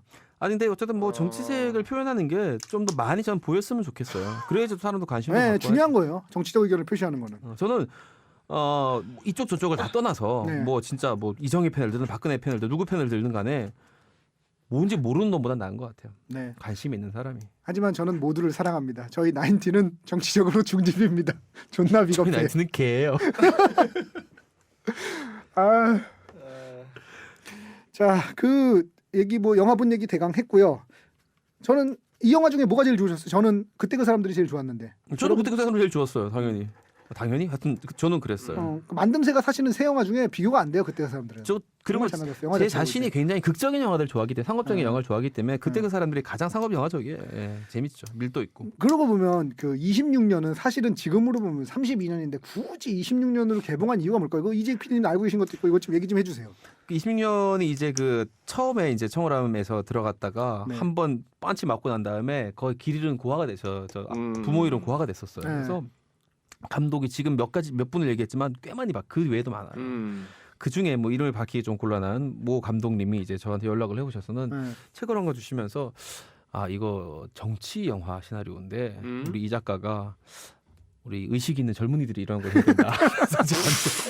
그래서 인사를 줬어요. 하티드도 아니고. 그리고 참 그분이 오해가 그때 저는 많네. 잊을 수가 없는 게 굉장히 조심스러운 눈빛과 손짓으로 줬는데 보통 이제 이메일로 많이들 주거든요. 네. 프린트를 다 해서 저한테 묶어서 봉투에 누가 여기 넣어서 써봐봐 줬어요. 여기다가. 졸라 궁금한데. 아, 의외예요, 의외. 이번에 같이 저랑 작업했던 아. 이분은 그러니까 어. 이 정도까지 갔으면 그러니까 이게 제가 다 돌았네. 제가 말하는 건 뭐냐면 이분을 폄하하는 게 아니라 이분은 사실 로맨틱 코미디의 그러니까요. 어떤 말하자면 힌트 주지 말라고. 최고봉인 분인데. 좀 곤란한 게 있으니까 어. 이분한테 갔으면 다 간 거잖아요. 그래서 다 그거 돌았어. 충분 한 보는 바퀴. 순간, 야, 그럼 다 돌았다는 얘기거든. 정말 좀 죄송한 사실은. 얘기지만 왜냐면 걸레구나 생각을 했어요 지금 이 음. 아이템이. 전혀 성격이 다른 영화인데도. 근데 저는 이제 어떻게 했냐면 저는 사실 그 26년 보면서 엄청 울었거든요.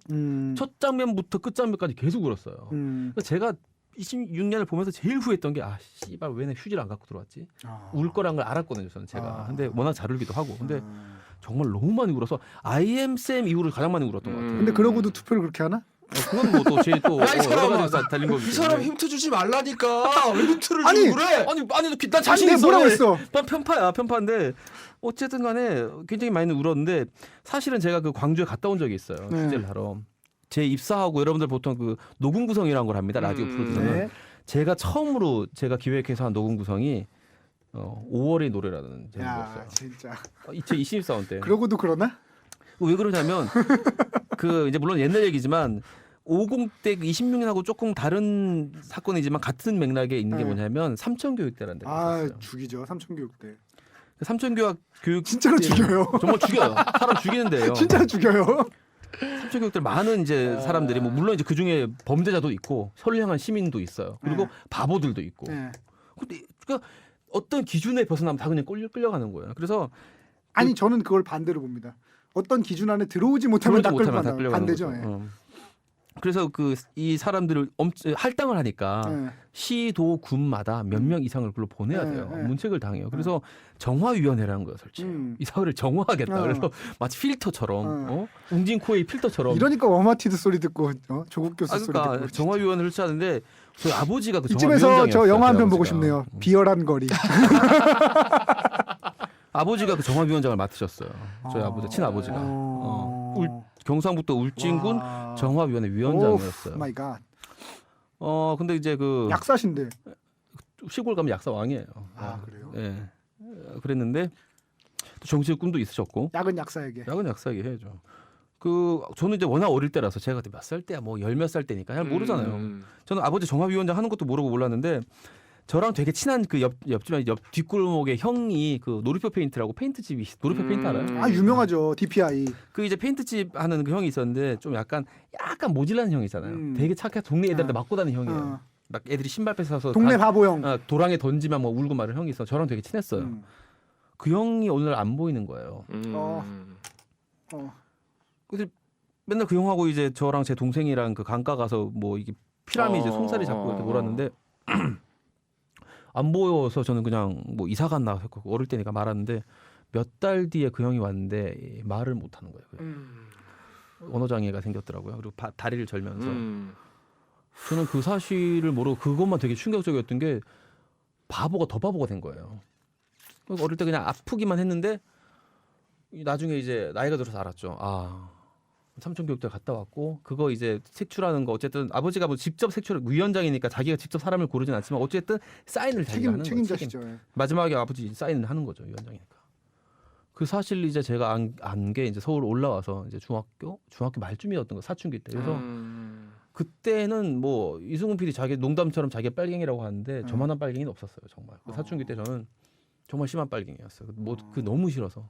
그러다 이제 뭐 돌고 왔다 갔다 하다가 이제 이렇게 이제 어른이 됐는데 그래서 그 채무감이 항상 트라우마처럼 있었어요. 그래서 입사하자마자 PD가 되면 제일 먼저 광주에 다녀와야겠다 싶어서 출장을 3박 4일 동안 끊어 갔다 왔어요. 그래서 광주 지금 이 영화에 이제 실제로 마지막에 막 인터뷰하셨던 분들 그런 분들 제가 만났어요. 이제 광주 때 돌아가신 분들 유족 만나서 정말 처참한 얘기 직접 많이 들었죠. 그때가 2002년 초 이랬던 것 같은데 지금으로부터 10년 전이기 때문에 그때만 해도 좀 더 그분들이 젊었고 광주가 좀 더 가까웠어요. 광주 사태가 일어난 게 제가 아까 프로그램 초반에 말했지만 30년 전인데 그때는 20년 전이었기 때문에 더 생생했어요. 지금보다. 그때도 그분들 만나면서 그렇게 울고 나도 모르게 죄송하다는 얘기를 하게 되더라고요. 사실 뭐 아버지랑 광주 사태랑 아무 상관이 없지만 어쨌든 그래서 그분들이 다 생각났어요. 지금도 얼굴을 기억나는 분들도 있고 한데 영화 보면서 계속 생각이 나면서 뭐 저는 그때 아이였지만 몇 살이었나 내가 그때 6살 아이였지만 굉장한 죄책감을 느끼고 죄송했어요 영화 보는 내내. 근데 사실은 엄청 네, 좋았어요. 26년을 보면서 이제 거기에 들어가는 그 김갑세라는 회장이 나오잖아요. 네. 이제 사실은 그런 게 이게 사실은 더 큰 말하자면은 피해자일 수도 있는 게 아까 그 삼천교육 때 얘기했잖아요. 근데 사실은 예를 들어서 동네에 깡패가 있다고 해서 잡아가는 것도 물론 그것도 잘못이지만 웃긴 거죠 사실은. 근데 사실은 예를 들어서 그냥 제대로 나쁜 사람 우리가 흔히 알고 있는 나쁜 사람을 잡아가면 그나마 문제가 조금이라도 줄겠지만 이런 식으로 그 동네에는 아마 그런 사람이 없었을 거예요. 그러니까 누군가 또 이렇게 할당을 채워야 되고 이러다 보니까 세워야 되니까. 그냥 선량한 정말 동네 바보 형이 만만한 놈들, 만만한 연고 놈이 없는 그냥 놈들. 끌려가게 된 거예요. 말하자면은 그런 식의 피해가 생기는데 저는 이제 제가 그런 거에 대해서 제가 제일 용서할 수 없는 거는 제가 그런 구조는 뭐 그럴 수도 있어요. 근데 그거에 대해서 제일 용서할 수 없는 거는 그거를 그런 사람들은 잘못했다고 말하지 않아요. 우리 영화 제목도 있죠. 콜레트럴 데미지. 부수적 피해라고 그래요. 말이 돼? 잘못은 잘못이죠. 범죄는 범죄고 부수적 잘못한 건 피해. 잘못한 거. 말이 되냐고. 난 그게 너무 열받아. 그런 식으로 표현해요. 범죄자들을 잡으려다 보니까 그러니까 뭐 콩을 다루다 보니까 떡을 다루다 보니까 떡고물이 묻었다 이런 식으로 부수적 피해라고 하는데 이거는 부수적 피해라고 말해서는 안 되는 종류의 거예요. 근데 부수적 피해라고 말하는 새끼들인데 그런 새끼들은 진짜 아휴. 제가 서울에 올라올 때 제가 초등학교 6학년이었는데 처음에 이제 반포 살다가 청담동으로 이사를 갔는데 네. 청담동으로 이사 갈 때가 이제 중학생이었어요. 그때 네. 이제 이런 혼란이 찾아왔었는데 그때 이제 웃긴 얘기인데 이삿짐을 싸잖아요. 네. 이삿짐을 싸다 보면 어릴 때는 부모님들이 뭐 심각하지 않더라도 어떤 네. 비밀 또 내가 네. 몰랐던 것들을 보게 돼요. 알게 되죠. 그때 이제 그 정화위원장 했던 그 임명장이랑 임명장. 뭐 이렇게 그다음에 뭐 표창장 이런 게 있더라고요. 이제 전두환 대통령한테 받았던. 그때 제가 그걸 다 불태워 버렸어요. 아버지 몰래 허락 안 받고. 그 사람이 이렇게 변하다니. 제가 95, 이승훈 PD가 95, 그다음에 이재희 PD가 94학번인데 15년생이죠. 저희가 처음에 대학 들어갈 때만 해도 이런 부분들이 어떤 저희에게 선배들이 이제 전해지는 부분이 분명히 있었어요. 이런 부분에 대해서 이야기를 나누고 95년도에 제가 기억하기로는 제가 신입생 때 5.18 민주화운동 특별법이 만들어졌습니다. 그래서 그거를 특별법을 제정하라고 시위를 나가기도 하고 그랬던 기억이 지금 나는데 저는 대학교 때 단 한 번도 시위를 나간 적이 없어서 모르겠어요. 그런 사람이 이렇게 돼? 그런 사람이 이렇게 돼? 그러니까 저희 때만 해도 사실은 예를 들어서 5월이 되면은 거기 이제 박종철 열사의 이게 맞아요. 특히 우리 학교도 그랬죠. 부상이 있죠. 저희 학교는 이한열 열사. 이제 거기에 이제 찾아가서 뭐 같이 이제 얘기도 나누고 그거에 관련된 선배들하고 얘기도 듣고 이런 시간들이 있고 그런 게 있던 세대예요. 저희는 말하자면은 저는 심지어 어떤 세대냐면 저희 학교는 어떤 일이 있었냐면 96년에 저보다 한 해 후배죠. 법대 그 당시 1학년이었던 걸로 알고 있는데 노수석 학생이었는데 노수석 맞아요. 제가 저한테 후배가 되는 걸로 알고 있는데 시위 중에 죽었어요. 맞아요, 노수석. 저는 그때 신촌에서 당구를 치고 있었죠. 그런 사람이 이렇게 돼? 그런 사람 이렇게 되다? 역사는 알 수 없구나. 근데 이게 되게 그때 그 당시에 저희가 뭐 시위도 나가고 해서 특별법을 만들자고 운동을 했는데 사실은 저희가 국민학교 때는 저희가 국민학교 시절이었잖아요. 네네. 광주 사태라고 불렀어요. 사태라고 불렀죠. 소요.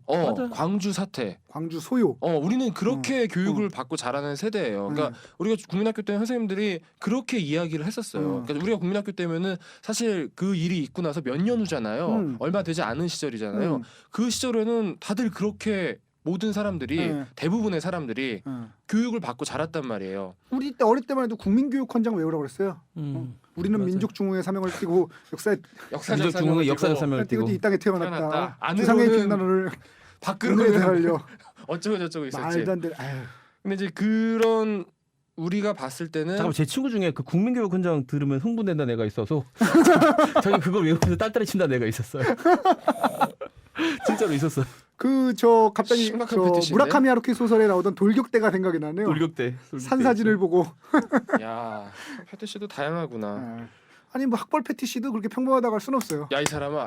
저기 근데 중요한 게 우리가 26년을 좀 약간 우리 세대는 어쨌든지 간에 뭔가가 이렇게 좀 마음속에 울림이 있어요. 네. 그냥 이렇게 단순한 어떤 뭐 그렇게 이렇게 저 픽션이나 뭐 이런 영화로 걸로 보고 제가 아까 그래서 그런 고민 바라볼 수가 말씀드렸잖아요. 없는 부분이 네. 물론 이제 지금 젊은 세대는 난 영화로 볼 수 있다고 생각해. 지금 우리보다 한참 어린 이제 20대 초반이나 나한테 이런 분들은 당해보지도 않고 그래. 이런 분들은 영화로도 볼 수 있지만 그래도 저희까지만 해도 저희가 직접 체험은 못했지만 주워 들은 게 있잖아요. 어쨌든 그때 살아 있었으니까 우리가 뭐 그런 것도 있고 그런 측면이 있어요 분명히. 80년대에 우리가 어쨌든 5살 6살씩 됐으니까. 그렇죠. 살아 있었죠. 근데 저는 되게 국민학교 6학년 때 그때 이제 이발소집 아들이 하나 있었는데 그 친구가 아직도 기억이 나요. 그 친구 아버님이 광주에서 올라오셔서 이발소를 하는 친구였는데 우리는 항상 그때 광주 사태라고 배웠잖아요.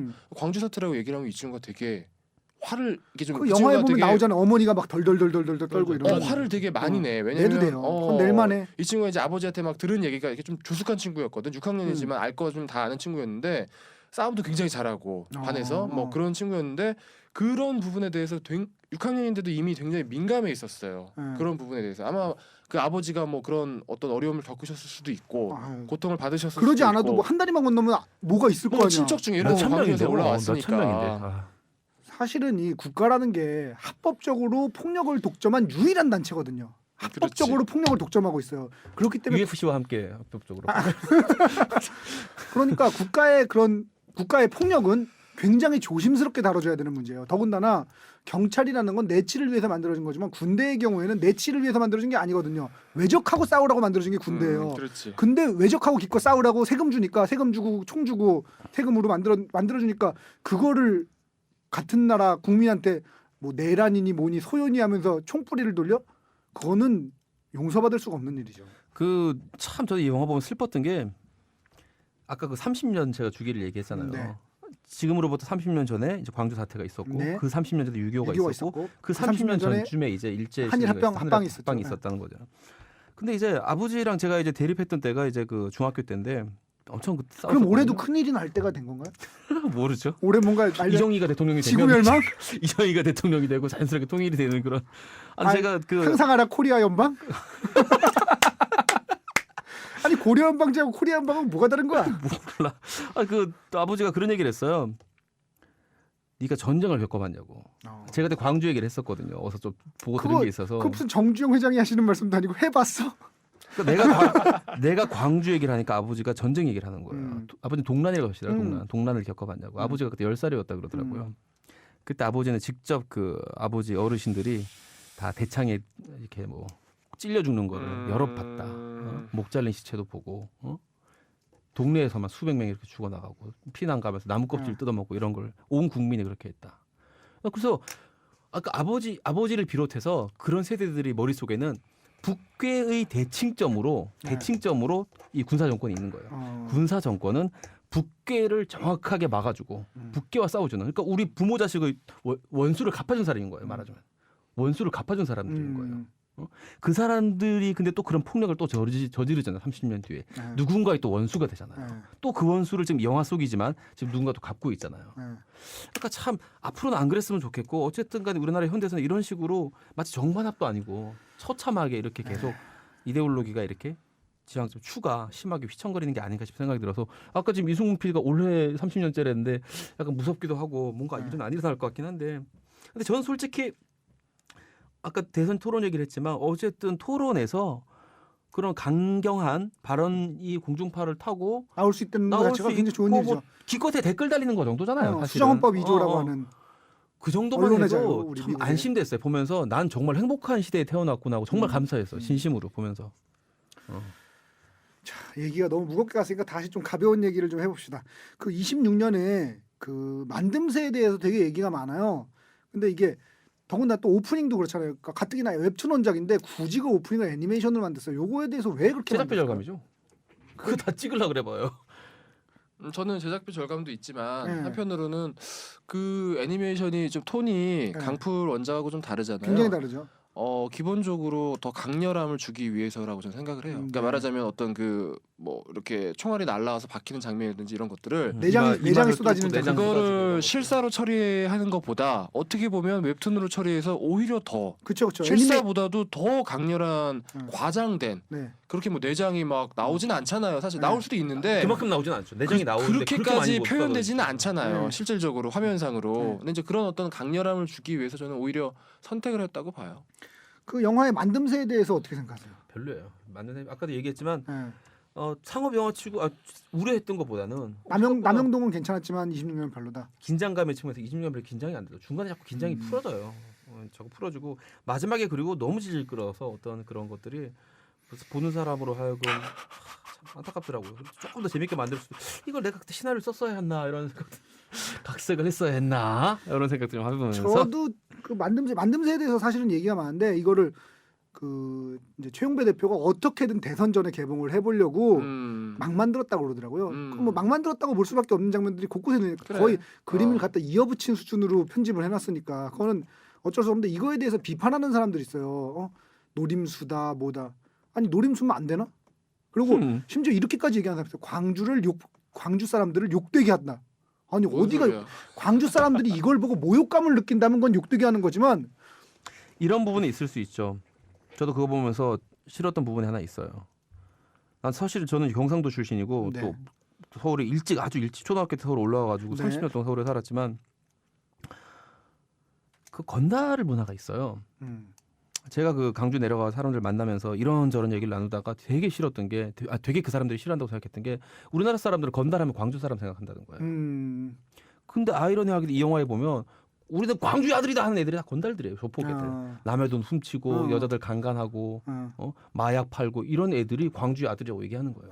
광주 사람들은 엄청 싫어할 거예요. 이런 그럴 수 있죠. 그거는 그러네. 그러니까 아니 그거는 그러는 게 아니라 광주의 아들이라고 말하는 사람들은 거기 건달밖에 없어요. 전라도 우리가 흔히 조폭하면 생각나는 게 전라도 사투리잖아요. 특히 광주. 저는 친구 이후로는 경상도만. 그래서 그런 부분인데 중요한 건 그런 다양한. 근데 그런 비판은 아니고 보통 보면 영화를 제대로 잘 만들어야 영화의 테크니컬한 부분도 있겠지만 저는 그 건달 부분이 불편했어요. 그건 저도 뭐 비슷하게 느꼈던 부분이긴 한데 그러니까 그런 비판하는 사람들은 뭐냐면 영화 자체를 제대로 안 만들고 저 대선 전에 홍보몰이 여론몰이 하려고 이렇게 자기 목적을 위해서 급급하게 개봉하니까 이건 오히려 만들 수도 있지, 뭐. 광주 그 시민들에 대한 모독이 이렇게 하는데 그 말을 하는 게 모독입니다. 제가 생각하기에는 그 말을 하는 게 모독이야. 물론 저도 26년이 만듦새가 뛰어난다고 생각하진 않아요. 근데 그 정도의 모욕을 받을 만큼 만듦새가 허술하지는 않습니다. 무슨 생각하는 거야? 너무 그렇게 26년에 대해서 그러니까 저도 우려했던 것보다 재밌었어요. 개그만이라는 완전 망작이라고 식으로 하도 들어가고 망작이라는 얘기를 많이 하는데 하는데 재밌더라고요. 그 정도는 아니에요. 그거에 분명한 대해서 건. 까는 분들이 진짜 말도 안 되는 소리라면서 까요. 그건 좀 납득할 수가 없는 부분입니다. 근데 물론 이제 영화라는 게 아까 제가 픽션의 그 목적에 대해서 얘기를 했잖아요. 네네. 목적은 정말 진짜처럼 보이기 위해서 최선을 다해야 되거든요. 근데 네. 그런 노력들은 별로 없었어요. 그건 뭐 예를 들면 뭐 몇 가지 예지만 차종 2010년에 나온 차종이 막 돌아다녀요. 2004년 배경인데 그리고 벤츠 키를 건네주는데 그것도 2006년에 새로 스마트 나온 C 클래스와 2009년에 새로 나온 E 클래스 키거든요. 이게. 근데 2004년인데 예전 모델인데 그 키가 없죠. 2006년 아니에요? 2006년이나 4년이 아니고 2004년이었나? 2006년인 것 같은데 26년이니까. 어쨌든 그 벤츠 그 C 클래스는 그쪽 하반기에 나왔기 때문에 그런 식의 키가 나올 수가 없죠. 그렇군요. 잣잣 가겠습니다. 자, 뭐가 있어요? 26년에 진배하고 미진 잤을까요? 저 건달하고 진구하고 한혜진하고. 안 잤어요. 안 잤어. 김은영 PD 어떻게 생각하세요? 잤어요. 잤죠? 뭐 안잔 뭐 배경이 있어. 안잔 근거가 있나? 아니 그날 그 광주 가서 그 사진들 쭉 보면서 옆에 보면 휠체어 있어요. 그거 나 왜 갖다 놨는지 좀 궁금해. 이렇게 어떤 분이 옆에 여자분이 이렇게 휠체어 끌고 와서 이렇게 보는 그분이 있고 옆에서 이제 둘이서 있다가 손을 딱 잡는 장면이 나옵니다. 그러니까 일반 광주 시민이라고 생각하고 놔둔 거죠. 둘만의 공간이 아닌 거 자주 이렇게 누군가 참배를 한다. 근데 거기서 둘이 손을 꼭 잡습니다. 꼭 잡고 그럼 저녁에 가서 뭐 하나? 그러니까. 좀 생각하지 그리고 않는 그 둘의 관계가 굉장히 그거에 진전이 돼 있어요. 무슨 뭐 잘 만나자, 뭐 예쁘게 뭐 살자, 뭐 그런 얘기가 나오잖아. 그 크레인에 이제 올라타가지고. 그래. 아니 그리고 진배가 계속 껄떡대. 이쁘다고 그냥 와가지고 뭐. 그만둬라. 저가 이제 안 잤다고 생각하는 것도 사실은 같은 이유 때문에 안 잤다고 생각하는 건데 뭐야? 이 새끼가 잤으면 한 번만 잘 놈이 아니에요. 아니, 물리적으로 한 번밖에 잘 시간이 없어 아니 그럴 수 있지. 못 죽지. 안 죽어. 계획을 퇴로를 마련해. 만약 잤다면 미래를 생각해 퇴로를 마련해야 돼. 많이 잔 거 아닐까? 한 번에 한 7번. 진짜 밤새도록 정말 원 없이 한번 하고 하루를 딱 끝나는 그냥 시원하게 우리. 응? 뭐 제가 생각하는 근거는 그거예요. 잤으면 저는 잤다고 봅니다. 한 번은 아니 끝낼 놈이 진배가 아니다. 건달인데 아니 거기서 뭐 저기 뭐야 하다못해 뭐 돌로 내려치든지 목을 꺾든지 뭐 방법이 많을 텐데 굳이 왜 그 총을 거기다가 쏘라면서 그 먼 거리에서 복수를 하게 해주고 싶었겠죠. 그거지. 그러니까 복수를 하게. 그게 해주고 싶었겠죠. 오히려 근거가 될 수가 있어요. 뭐냐면 안 잤는데 그렇게까지 자기 목숨을 걸고 복수를 하게 해주나? 그렇잖아. 하지만 잤다면 테러를 마련한다니까요. 아니, 안 잔 여자를 감정 위해서 이입해봐. 자, 내가 한혜진이랑 잤어. 아니야 7번 잤어. 죽을 수 있나? 7번 잤어. 7번 잤으면 이쯤 되면 근데 하룻밤에 7번 잔 건 나누기 이해해야 돼요. 한 3번 잔거로 쳐야 돼. 아니 그때 이재피님은 3번이면 충분하다고 얘기했었는데 저 그런 사람 아닌데요? 어쨌든 아니 자지도 않은 여자를 위해서 그 총을 맞을 각오를 하고 잡고서 쏴! 저는 납득이 안 갑니다. 그럼 잔 걸로. 잔걸로 우리 자 잣자선 다수결이잖아. 잔 걸로. 남영동 1985 가겠습니다. 그 김근태 고문 김종태에게 나오는 그 형사가 와가지고 여자한테 싸대기 때리잖아. 치고서 예. 술 먹이면서 술 먹으라고 막 말이고 막 때리고 나중에 미안하다 그러고 왜 그랬냐 그러고 그러는 그 형사가 그렇게 잤지 여자랑. 잤을까요? 단분이게 단분이게. 저는 좀 안 잤다고 보는 게 왜?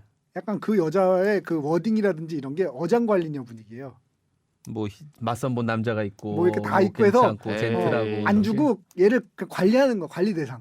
그럴까? 형사 오빠 하나 있으면 사실 그렇잖아요. 형사 오빠 하나 있으면 뭐 일 생겼을 때 전화할 때 있고 편하잖아.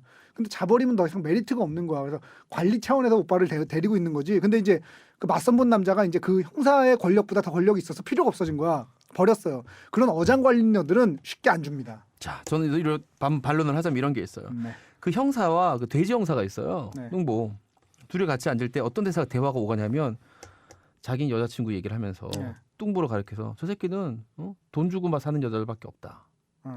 같은 느낌으로 알아는 거예요. 여자에 대해서. 나는 여자친구가 있어 여자친구랑 하지만 저 새끼는 돈 주고 하는 수밖에 없다. 그래서 패러렐 원칙에 따라서 그런 말을 하려면 돈 주고 사는 여자들을 돈 주고 차 마시려고 돈 주고 사진 않잖아요. 아니 근데 하려고 뻥칠 하는 수도 거지. 있잖아. 한 그러니까 쟤는 한 돈 걸로, 주고만 산다. 나 한 거라고. 나는 안 했으면 했다고 뻥친다. 왜냐면 안 했으면 쪽팔리니까. 그렇게 보기에는 형사가 너무 정의로워요. 빵도 주고 마지막에 뭐 그런 생각을 했어요. 그 대사를 보면서 김민정 PD 어떻게 생각하세요? 저도 잔 걸로. 저는 뭐 안 잤다는 그 근거도 솔깃했지만 네. 제 마음을 흔들 정도는 아니었어요. 말 너무 잘해. 정말 언어의 마술사야. 언어의 제 요술사. 마음을 흔들 정도는 아니었어. 언어의 요술사. 마술사 너무 좋은 것 같고 언어의 요술사로 합시다. 자, 그럼 그때 그 사람들에서 대통령과 가수 잤을까요? 안 잤어요. 안 잤을까요? 예쁜 여자도 많은데. 가수 예쁘잖아. 아니 근데 전 실제 아니 아, 근데 실제 그거 어떻게 되는 거지? 그러니까 그게 너무 설이 많아가지고 뭐. 본인은 아니라고 주장을 하잖아 나와서. 본인 맞다고 주장하겠어? 아니 그게 아니라 우리가 왠지 어릴 때 그런 얘기 되게 많이 들었잖아. 병풍 뒤에서 노래를 했었다 옛날에. 근데 그게 진짜 사실일까? 본인은 말도 안 되는 소리라고 그러잖아. 에이 어떻게 아무 사람이 병풍 뒤에서 노래를 그건 말이 안 합니까? 되지. 라고. 병풍 뒤에서 노래 그 당시에 그 80년대 그 루머였겠지 그게. 제가 보기엔 그때 그게 정황이 맞을 거예요. 그런 식의 영화에 분위기. 재현된 정도 분위기. 저도 그 정도였을 거라고 생각해요. 아니 아무리 뭐 사람이 저기에도 그걸 꼭 굳이 노래를 들어야 되는데 병풍 뒤에서 시켰을 것 같진 않거든. 근데 물론 그때는 막 그 젊었을 때 사진을 보면 그 정도는 아니에요. 그 정도 아니고 근데 그때 딴 여자들 사진 보면 다 못생겼어요. 그때. 아니, 그런 얘기가 있었잖아. 우리 어릴 때는 막. 그렇다고 보면 잔 거잖아. 그러네. 말하다 보니까 그랬을 수도 있겠다. 제가 보기엔 굉장히 많더라고요. 잤어. 오늘 잤어. 정리하겠습니다. 다 진배와 잤네? 미진 잤고 다 잤네. 술 먹이던 고문영사 잤고 대통령과 가수 잤습니다. 다 울자. 잤다 오늘. 울자. 울자. 더 잤다. 자, 노래 한번 불러주세요. 더 잤다. 자, 다시 좀 얘기를 갑시다. 저 복선.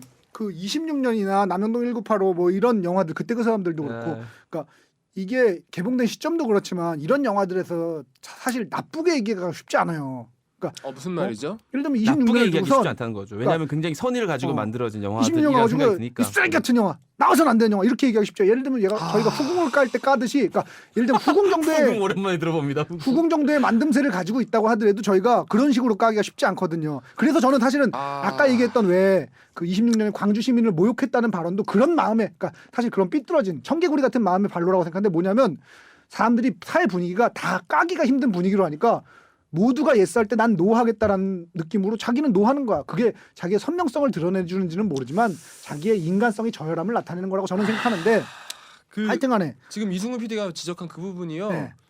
굉장히 중요한 그 영화에 있어서 네. 평가하는 데 있어서 중요한 부분인 게 뭐냐면요. 네.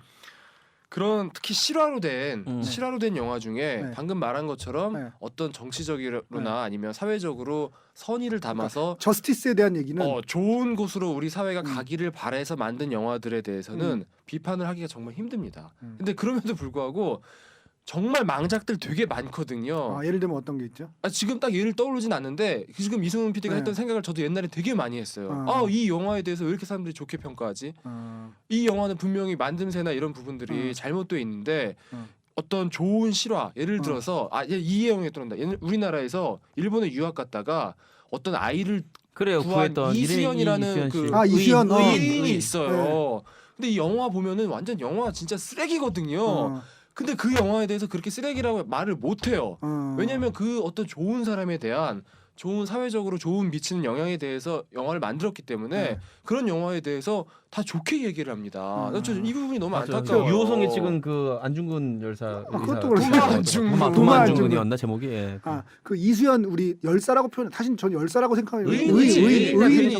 이수연 씨 같은 경우에는 좀 관련되는 뭐 관련됐다고 하면 관련된 거죠. 관련이 안 됐다고 관련되다 하려 안 된 건데 그 다카노 가즈아키라고 13계단 6시간 후 너는 죽는다 뭐 이런 소설을 쓴 되게 일본에 몇 편 안 냈지만 작품 수는 적지만 이재익 PD님 기준으로 보면 작가도 아니야. 작가도 아니네. 지망생이라고. 진짜 지망생. 근데 그 업계에서는 졸라리 인정받는 작가가 올해 이제 최신작 제노사이드라는 작품을 냈어요. 그거는 이제 어떤 얘기냐면은 그 새로운 인류 종의 등장에 대한 얘기인데 되게 재밌거든요. 잘 썼어요. 그 과학기술 이해하면 되게 재밌게 볼 수 있는데 거기에 보면은 주인공을 돕는 그러니까 주인공은 일본 사람인데 주인공을 돕는 한국인으로 이정훈이라는 사람이 나오는데 그게 뭐냐면 이제 다카노 가즈아키 그 작가가 다카노 선생님께서 그거를 보고 그 이수연 씨의 일화를 보고 되게 한국인에 대해서 인상적으로 받아들여서 그거를 이제 한국인에 대해서 스터디를 한 다음에 그 이수연 씨를 모델로 해서 쓴 그 얘기라고 그러더라고요. 그래서 그 소설 재밌으니까 아마 영화로든 뭐 드라마로든 뭐든 만들어질 테니까 그거 찾아보시면 아마 좋을 거예요. 다카노 가즈아키의 제노사이드 그 종학살이라는 얘기죠. 인류 대학살. 하여튼 그렇습니다. 그 무슨 얘기하고 있었지? 까먹었네. 쓸데없는 얘기하느라고.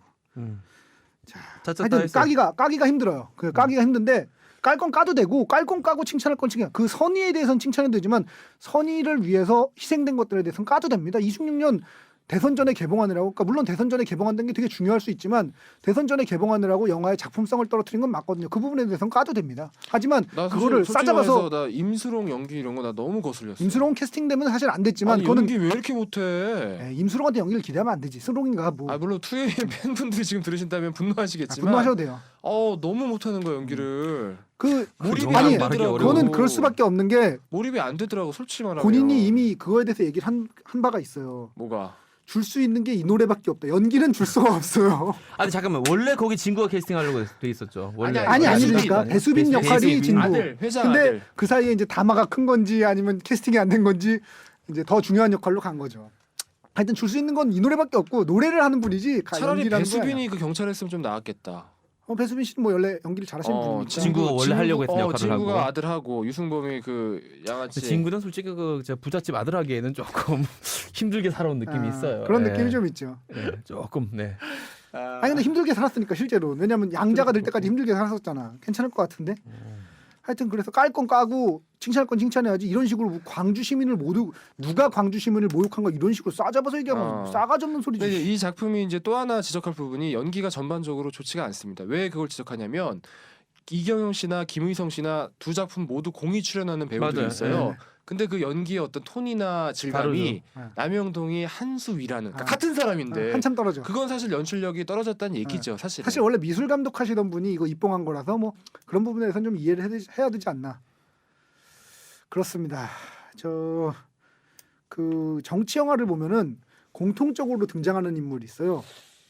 이재익 PD님이 공통적으로 등장합니다. 뭔 소리지? 기회주의자들. 아하. 이런 기회주의자들에 대해서 짚고 왜냐하면 정치 영화, 딴 영화에는 꼭 등장하지는 않아요. 근데 정치 영화에는 반드시 등장하는 인물이 반드시 등장하는 인물이 기회주의자들이에요. 왜 기회주의자들이 문제인가? 왜 정치 영화에 기회주의자들은 꼭 등장하는가? 이거에 대해서 좀 얘기를 해보고 뭐 예를 들어서 싶습니다. 26년에서 어떤 인물이죠? 굳이 표현을 하자면 그 왜 비서관 중에 벤치키 받는. 벤치키 받는 비서관 뭐 그런 사람 정치 영화에 꼭 등장하잖아요. 그 경호실장과 대척점에 서 있는 그렇죠, 그렇죠. 그리고 사실은 얌생이 저 이두한이라고 하는 이근한도 완전 기회주의자. 나라 망하니까 갑자기 나라 망하니까가 아니구나. 하여튼 자기 어려워지고 자기 나니까 어르신이 잘못했다고 그러고. 사라지니까 목사 막죠. 근데 목사하고 목사하다 쫓겨. 목사 안수 받고 그딴 새끼가 목사를 한 게 말이 돼. 그때 그 사람들에서는 어떤 인물이겠죠? 차지철하고 그 김계원이라고 왜 마지막 비서실장 했던 김계원이라는 사람 있어요. 그 사람은 안 죽었는데 그런 사람 완전 기회주의자지. 그리고 사실은 그 대통령도 졸라 기회주의자예요. 예를 들면 일제 시대 때는 혈서를 쓰고 해방되니까 남노당 들어가고 그런 다음에 군대 들어가고 뭐 기회주의자라고 미국에 친미했다 친일했다가 투 더 코어 기회주의자 완전 뼛속까지 기회주의자. 자기 대통령 계속하려고 삼선 개헌은 하지 않는다. 그런 다음에 삼선 개헌까지만 한다. 대통령 선거는 더 이상 하지 않겠다. 아니 매번 그래서 자기가 정치 영화에 왜 껍비단리가 늘 등장하느냐? 그러니까 왜 등장할 수밖에 없는가. 그리고 그런 사람들이 왜 등장해서 그러니까 그런 사람들이 등장하는 이유는 사실은 문제가 많기 때문이잖아요. 왜 문제일까에 대한 얘기를 이제 좀 해보고 싶어요. 오늘은 사실 영화 얘기라기보단 이제 우리 또 12월 19일 중요한 거 있으니까. 그 영화에서 사실 영화상으로 말씀드리자면 하나예요. 그 사람들이 없으면 재미가 없어요. 영화가 줄거리가 그들로 인해서 문제가 발생, 야기되고 해결이 되고 기승전결이 되는 거기 때문에 영화상으로 봤을 때는 간단합니다. 그 사람들 없으면 재미없어요. 영화가. 저는 그 대한민국 기회주의자 연합의 그 부회장으로서 말씀드리면 대기련의 그 부회장으로서 말씀드리자면 그 사람들이 이런 정치 영화에 많은 이유는 어디 하나 많기 때문이에요. 심지어 19 3명밖에 안 되는데도 한 명 있네. 어디 가나 기회주의자들은 많아요. 어딜 가나 어떤 분야 어느 시대를 가든 항상 기회주의자들은 존재해요. 그 기회주의자가 이제 저는 빡 도는 측면이 뭐 여러 가지가 있겠지만 기회주의자들에 대해서 이재익 PD님한테는 빡 도는 적 없어요. 왜냐하면 이재익 PD님은 기회주의자이긴 하지만 그거를 이용해서 남한테 피해를 준 적은 없습니다. 저는 그게 되게 중요한 부분이라고 생각해요. 자기의 알지 기회를 모르게 피해 입은 사람도 있겠지 뭐. 그 모르게까지를 책임질 수는 없잖아. 알게. 나한테 당해보지도 않고 그래. 이거랑은 좀 다른 거거든. 요거 약간 성대모사가 자꾸 성대모사 한다. 이 목소리 성대모사는 게 불가능한데. 자꾸 성대모사해. 요건 욕심내지만 들으면 들을수록 감칠맛 나네. 참 너무 욕심낸다. 요 부분만큼은 들으면 들을수록 감칠맛이 나. 그러니까 빡도는 부분이 여러 부분인데 저는 빡도는 부분이 이거예요. 그런 사람들 중에 이렇게 얘기하는 인간들이 있어요. 자기는 도구로서 칼로서 활용됐을 뿐이지 자기는 잘못이 없다라는 식의 얘기를 하는 새끼들이 있어요. 근데 그 새끼들은 그러면 인권 주장하면 안 되지 개새끼들아.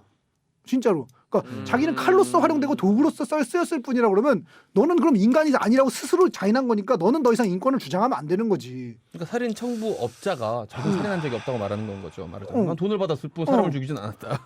그거는 여기서 이제 그 말하자면은 지금 이승훈 PD가 얘기한 부분이 김갑세 씨가 갖고 있는 부분인데 이게 되게 사실은 어느 부분에 있어서는 좀 미묘한 부분이 있어요. 왜냐면 이제 김갑세 씨는 이제 결국은 회개를 하잖아요. 본인이 잘못을 뉘우치고 자기가 잘못했다라는 거를 자기가 어떻게든 자기의 모든 것을 이뤄놓은 모든 것을 잃더라도 갚으려고 하는 그런 부분이 있잖아요. 이제 그거는 사후의 일이고 자, 그 현 시점에서 봤을 때 군인이라는 조직 자체가 사실 상명하복의 가장 극단적인 부분이잖아요. 그래서 이제 예를 들어서 김갑세 씨 같은 경우를 그 부분을 그 부분이 본인이 저질렀던 그 부분에 대해서 우리가 용서할 수 있느냐 없느냐의 부분. 그러니까 방금 얘기했던 부분은 예를 들어서 고문을 그런 식으로 적극적으로 가담한 거와 이렇게 군인으로서 참여한 건 좀 다른 부분이 전혀 있잖아요. 다르죠. 그러니까 그게 한 경계가 분명히 있는 것 같아요. 어느 순간까지는 정말 자신의 의지와 관계없이 흘러가는 측면이 있죠. 자기가 얘기한 것처럼 칼 얘기가 통할 수 있지만 어느 순간 넘어서면은 그 변명이 안 통한다는 거죠. 사실 남영동 같은 경우에는 그 변명이 안 통하는 케이스가 같고. 근데 보통 그런 변명을 하는 사람들은 그 위치를 넘어가 있는 사람들이나 변명하지 그 위치에 가 있지 않은 사람들은 변명할 일도 없어요 사실은. 예를 들면 남영동 1998호를 봐도 그 형사들 말단 형사들은 음. 사실은 변명할 거리가 충분히 있어요. 먹고 살고 내 직업이고. 근데 이제 그 과장 이상 넘어가가지고 이제 말하자면 관부가 명계남 되면 씨, 그 뭐 정도가 문성근 씨 되면 이런 사람들은 그건 자의라고 봐야지. 자신의 어떤 이득을 위해, 자신의 어떤 출세를 부귀 위해. 영화를 위해서. 하지만 이재익 PD님은 그런 식으로 자기가 기회주의자는 아니기 때문에 저는 이재익 PD님의 기회주의는 인정하는 편입니다. 저는 저 기회주의자인 줄 몰랐어요. 워낙 기회주의자라. 흑인들은 자기가 나 흑인이구나 생각 안 합니다. 까맣다고 생각을 의식을 못 왜냐면 하죠. 항상 흑인이기 때문에. 예. 그리고 또 이제 또 이런 오늘 너무 진지한 얘기만 하게 되는데 또 이런 얘기 좀 잠깐 하고 싶은데 그 민주주의의 최고 장점이자 최고 단점이 이제 비경쟁성과 비배제성이라는 게 있습니다. 뭐냐면 그렇기 때문에 비효율적이죠. 네, 하지만 그렇기 때문에 효율적인 면들이 있어요. 뭐냐면 내가 누리는 민주주의가 제가 누리는 민주주의에 방해되지 않고 내가 민주주의를 더 누리면 제가 민주주의를 덜 누리게 되지 않거든요. 그런 거에 대해서 생기는 문제가 예를 들면 이런 게 있어요. 군사정권에 부역한 사람이든 군사정권에서 항거한 사람이든 누릴 수 있는 민주주의는 똑같습니다. 근데 군사정권에 부역한 사람들은 군사정권에 부역한 이득은 이득대로 누렸고 민주주의로 바뀐 다음에 민주주의의 이득은 이득대로 누립니다. 그러니까 예를 들면 회사로 치면 이런 거예요. 저희가 이제 임금 협상을 하다가 잘 안 돼서 파업하고 이러면 회사하고 싸우게 되잖아요. 그럼 그 중에 이제 노조 앞에 선두에 서서 있었던 뭐 노조위원장이나 이런 사람들은 인사적으로 불이익을 받습니다. 근데 예를 들면 그거에 맞서서 싸우던 그러니까 사측의 입장을 대변해서 싸우는 인사부장 같은 경우에는 사측의 입장을 대변해서 막 같이 싸웁니다. 근데 결국 노조위원장이랑 뭐 결국 이제 임금 협상이 타결되면은 노조위원장도 월급이 오르지만 인사부장도 월급이 올라요. 인사부장 월급이 안 올라야죠. 근데 굉장히 적확한 이해인데 이해는. 근데 문제는 뭐냐면 노조위원장은 그걸로 인한 불이익을 나중에 받게 되는데 그래. 인사부장은 오히려 그걸로 인해서 칭찬까지 받게 된다는 거죠. 그래. 이게 민주주의의 문제인데 그것 때문에 사실은 우리나라가 해방 이후에 이렇게 문제가 많이 있었던 건 뭐냐면 드골이 얘기했던 그 나치 부역자들을 싹쓸이 색출을 해야 된다. 이거에 그 논거로 두 가지를 들었었어요. 드골 대통령이. 첫 번째는 다시 이런 일이 있었을 때 예를 들면 나치 같은 일이 있었을 때 이 사람들을 색출해서 그러니까 처벌하지 않는다면은 또다시 이런 일이 있었을 때 누가 우리나라를 위해서 나서겠는가. 그게 마찬가지인 거죠. 친일파가 우리나라의 해방 이후에도 계속 살아남아서 이런다면 다시 우리나라가 누구의 식민지가 된다면 누가 독립운동하겠어요. 굉장히 네. 타당한 이게 첫 번째고요. 논건데. 두 번째 이제 드골 대통령이 했던 얘기는 이거였어요. 나라를 위해서 목숨까지 바친 그들을 위해서 나라가 해줄 수 있는 일이란 건 고작 이 정도밖에 없다는 거죠. 죽은 사람들 이미 죽은 사람들 위해서 아무리 훈장 주고 뭐 해줘봐야 아무 소용 없어요. 죽으면 끝이거든요. 근데 그 사람들 위해 그나마 나라가 그 사람들 유족을 위해서라도 위로를 해줄 수 있는 거는 그 사람들을 처벌하는 것밖에 없는데 그 처벌을 못한 거예요. 사실은 우리나라의 많은 문제의 근원이 민주주의와 관련된 위기와 관련된 많은 근원이 거기서부터 시작이 됐다고 저는 봅니다. 네, 저도 굉장히 동의하는 부분이 있는데 유럽의 역사를 제가 잘은 모르겠지만 네. 성공한 이유 중에 하나가 바로 그건 것 같아요. 그러니까 제대로 청산을 한 거죠. 네. 우리는 이제 청산을 못했기 때문에 네. 그것으로 인해 그것이 뿌리가 되어서 문제가 어마어마하게 지금 여기까지 네. 왔잖아요. 네. 이제 와서는 뭐 할 수도 없는 상황이고, 네네. 근데 그 부작용은 엄청나게 컸죠. 사실 사실 그거 그런- 하나를 안 했기 때문에. 그런 네. 논리들이 반대로 이제 작용을 할 때 네. 굉장히 위험해져요. 그럴 수 있죠. 아까 제가 유교일 했잖아요. 이승훈 PD랑 똑같은 논리로 북한에 협조했거나 그런 사상을 가진 사람들 처벌한 거예요. 박정희와 네. 전두환이. 그런데 문제는 그 말하자면 빨갱이들한테 동조한 사람들을 처벌한 게 아니라 그 논리로 그들과 엉뚱한 사람들을. 처벌했기 때문에 그 지점들이 문제가 되는 거죠. 그러니까 그거는 근데 그 부분은 아까 근데 얘기한 사실은 식으로 전 명확한 좀 약간 기준이 다른 있거든요. 부분이 뭐냐면 친일 같은 경우에는 저는 처벌할 기준이 명확히 있는 사람들이 있다고 생각을 해요. 그렇죠. 그러니까 그 나머지 사람들까지 처벌하자는 얘기가 아니라 제 말은 정말 명확한 그 핵심부조차도 처벌을 안 했다는 말이죠. 그러니까 말하자면은 처벌이란 건 합법적으로 그러니까 합법적이라면 타당하게 누가 보기에도 타당하게 이루어지면 돼요. 예를 들면 나치 군복을 디자인한 게 누군지 혹시 아세요? 알아요. 그 저 두 명 있잖아요. 저 알마니하고 그 보스. 휴고 보스. 보스. 휴고 보스 같은 경우에는 자기가 잘못했다. 나치 군복 디자인한 거 잘못했다. 그리고 감옥 갔다 왔어요. 그러고 잘못을 인정하고 휴고 뭐 보스. 합당한 처벌을 받으면 그건 납득할 수 진짜 있는 거죠. 슈퍼보스가 한 거야? 휴고 네. 보스가 있어. 알마니 영화에서 있구나 맞아. 그리고 이것도 있어. 포르쉐 차를 만든 포르쉐가 탱크 만들고 이랬다고. 아니 독일 차 저도 독일 차를 여러 타지만 독일 차가 차를 잘 만든 이유는 2차 2차 대전 때 때문에요. UFO도 만들었다는 소문이 있어요. 라스트 바탈리온이라고 해서 UFO 만들었다는 소문도 있어요. 아니 저기 뭐냐 최근에 나온 영화 중에 보면 독일 군들이 히틀러가 안 죽고 달에 가서 살고 있다는 그런 그러니까 설정한 그게 영화가 라스트 있어요. 바탈리온과 관련된 그런 얘기인데. 나도 영화 봤어요. 아들이 하도 보자 그래가지고 졸라 웃겨요. 그 우리 어렸을 때 이제 코미디 SF. 김형배라는 만화가가 21세기 뭐 기사단이라고 해서 라스트 바탈리온 이런 관련된 만화도 그리고 그랬었습니다. 아이언 스카이라는 영화 검색해 보세요. 골 때리는 영화인데 정말 골 때려요. 거의 북두권 비슷한 영화인데 네. 가보면은 그 망가집니다. 달의 다크사이드 오브 더 문에서 그 나치들이 살고 있어요. 침략해요. 그래서 나치들이. 하여튼간에 그런 식의 얘기들이 좀, 그러니까 사실은 그래요. 그러니까 그걸 이용해 먹지 못하도록 합당한 처벌이 이루어지면 될까? 자기의 잘못을 인정하고, 근데 우리나라 친일파 해결의 문제는 자기가 친일파라고 인정을 아무도 안 하고 잘못, 심지어 친일을 잘했다는 식으로까지 변호를 한다는 거죠. 친일이 아니었으면 뭐라 그러더라.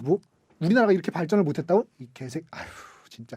뭐냐면 이런 거예요. 사실 그러니까 이거를 나라의 차원이 아니고 가정의 차원으로 생각하면 이런 겁니다. 그거 걔들의 논리를 가정의 차원으로 축소를 하면 이렇게 돼요. 어떤 놈이 있는데 어머니가 이제 홀어머니 밑에서 어렵게 크고 있다든지 혹은 아버지가 병 때문에 힘들어 누워 계셔. 그리고 자식들이 줄줄이 있어.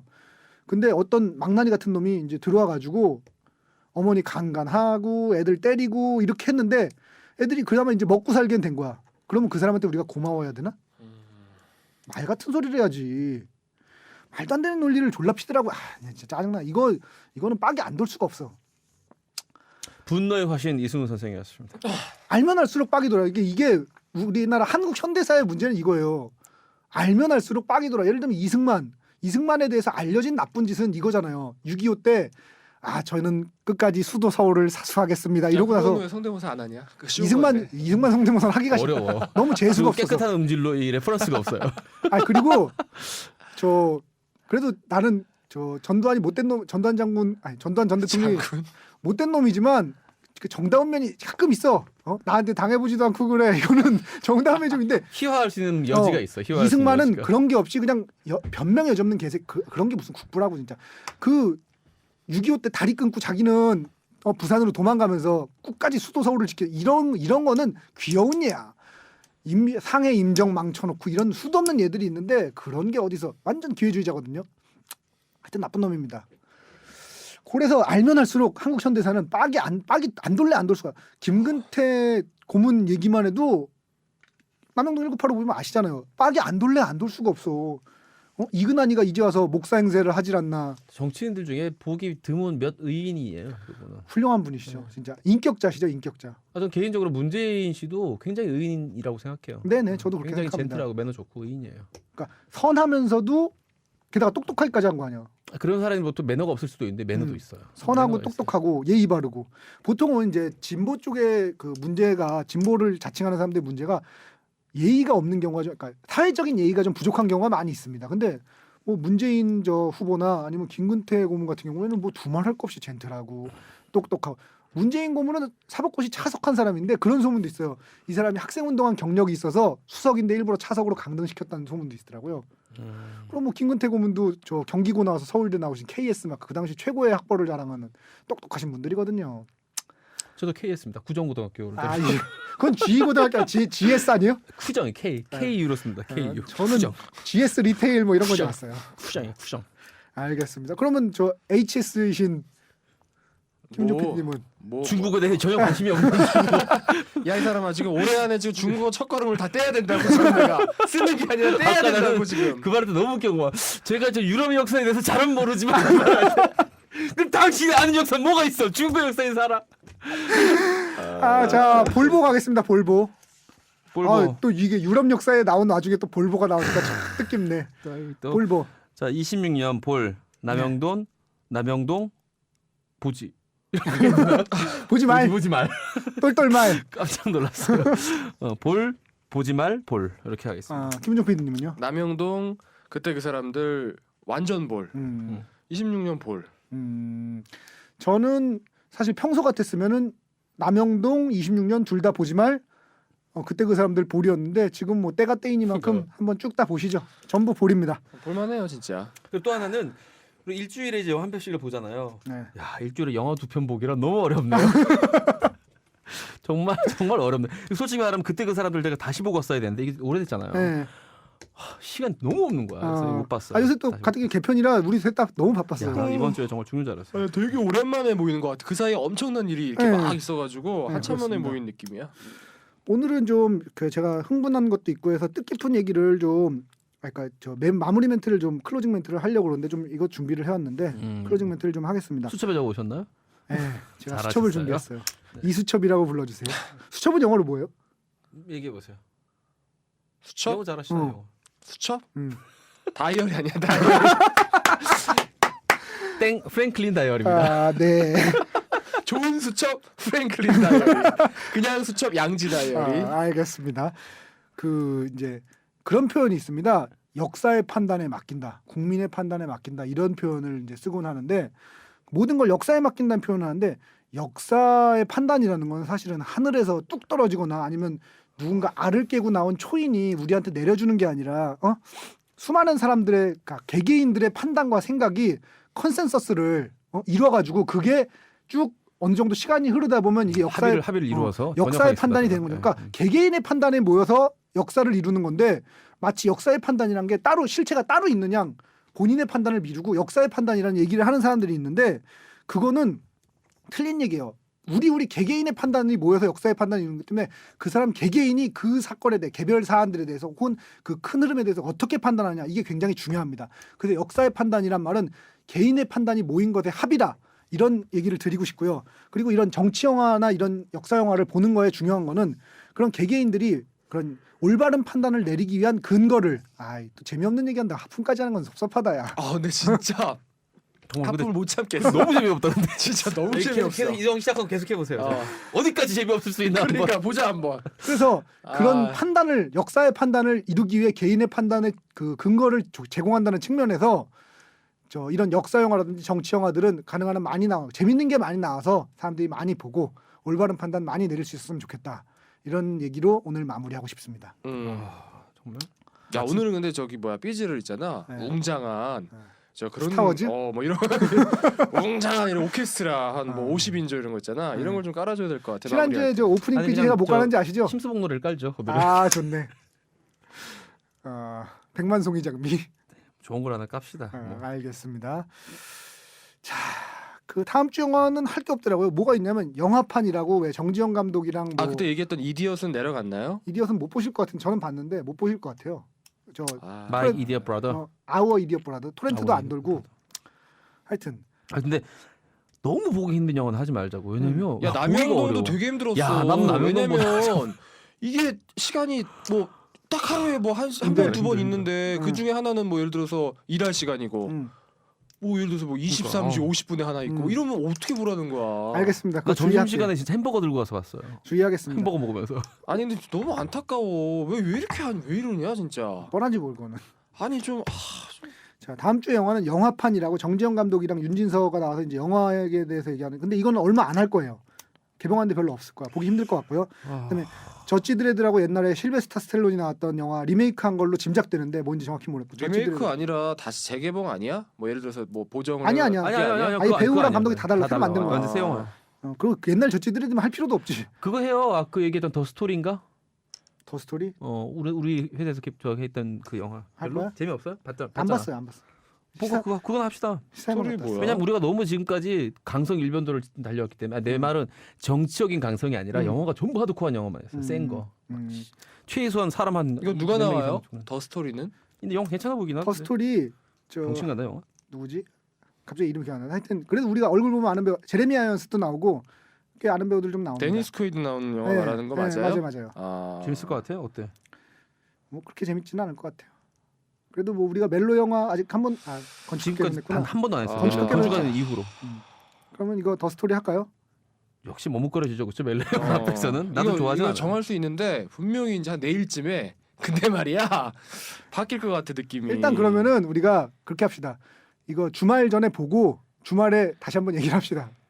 주말에 통화를 하는 걸로. 아니 영화를 어떻게 또 두 개를 봐 이 사람. 하긴 그런가?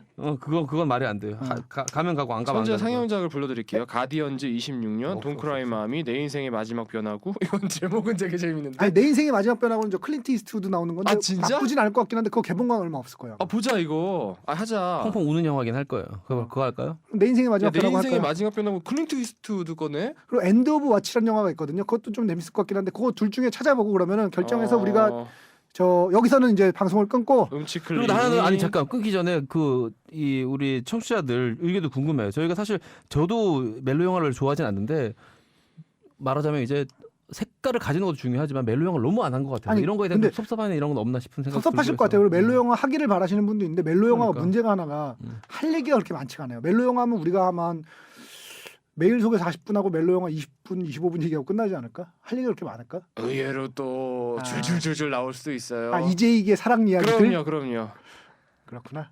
그러면 이번 주 일단- 개봉작은 레미제라블 나의 PS 파트. 레미제라블 개봉해? 레미제라블 이번 주 개봉은 레미제라블 하면 되는데. 아니구나 19일. 그래.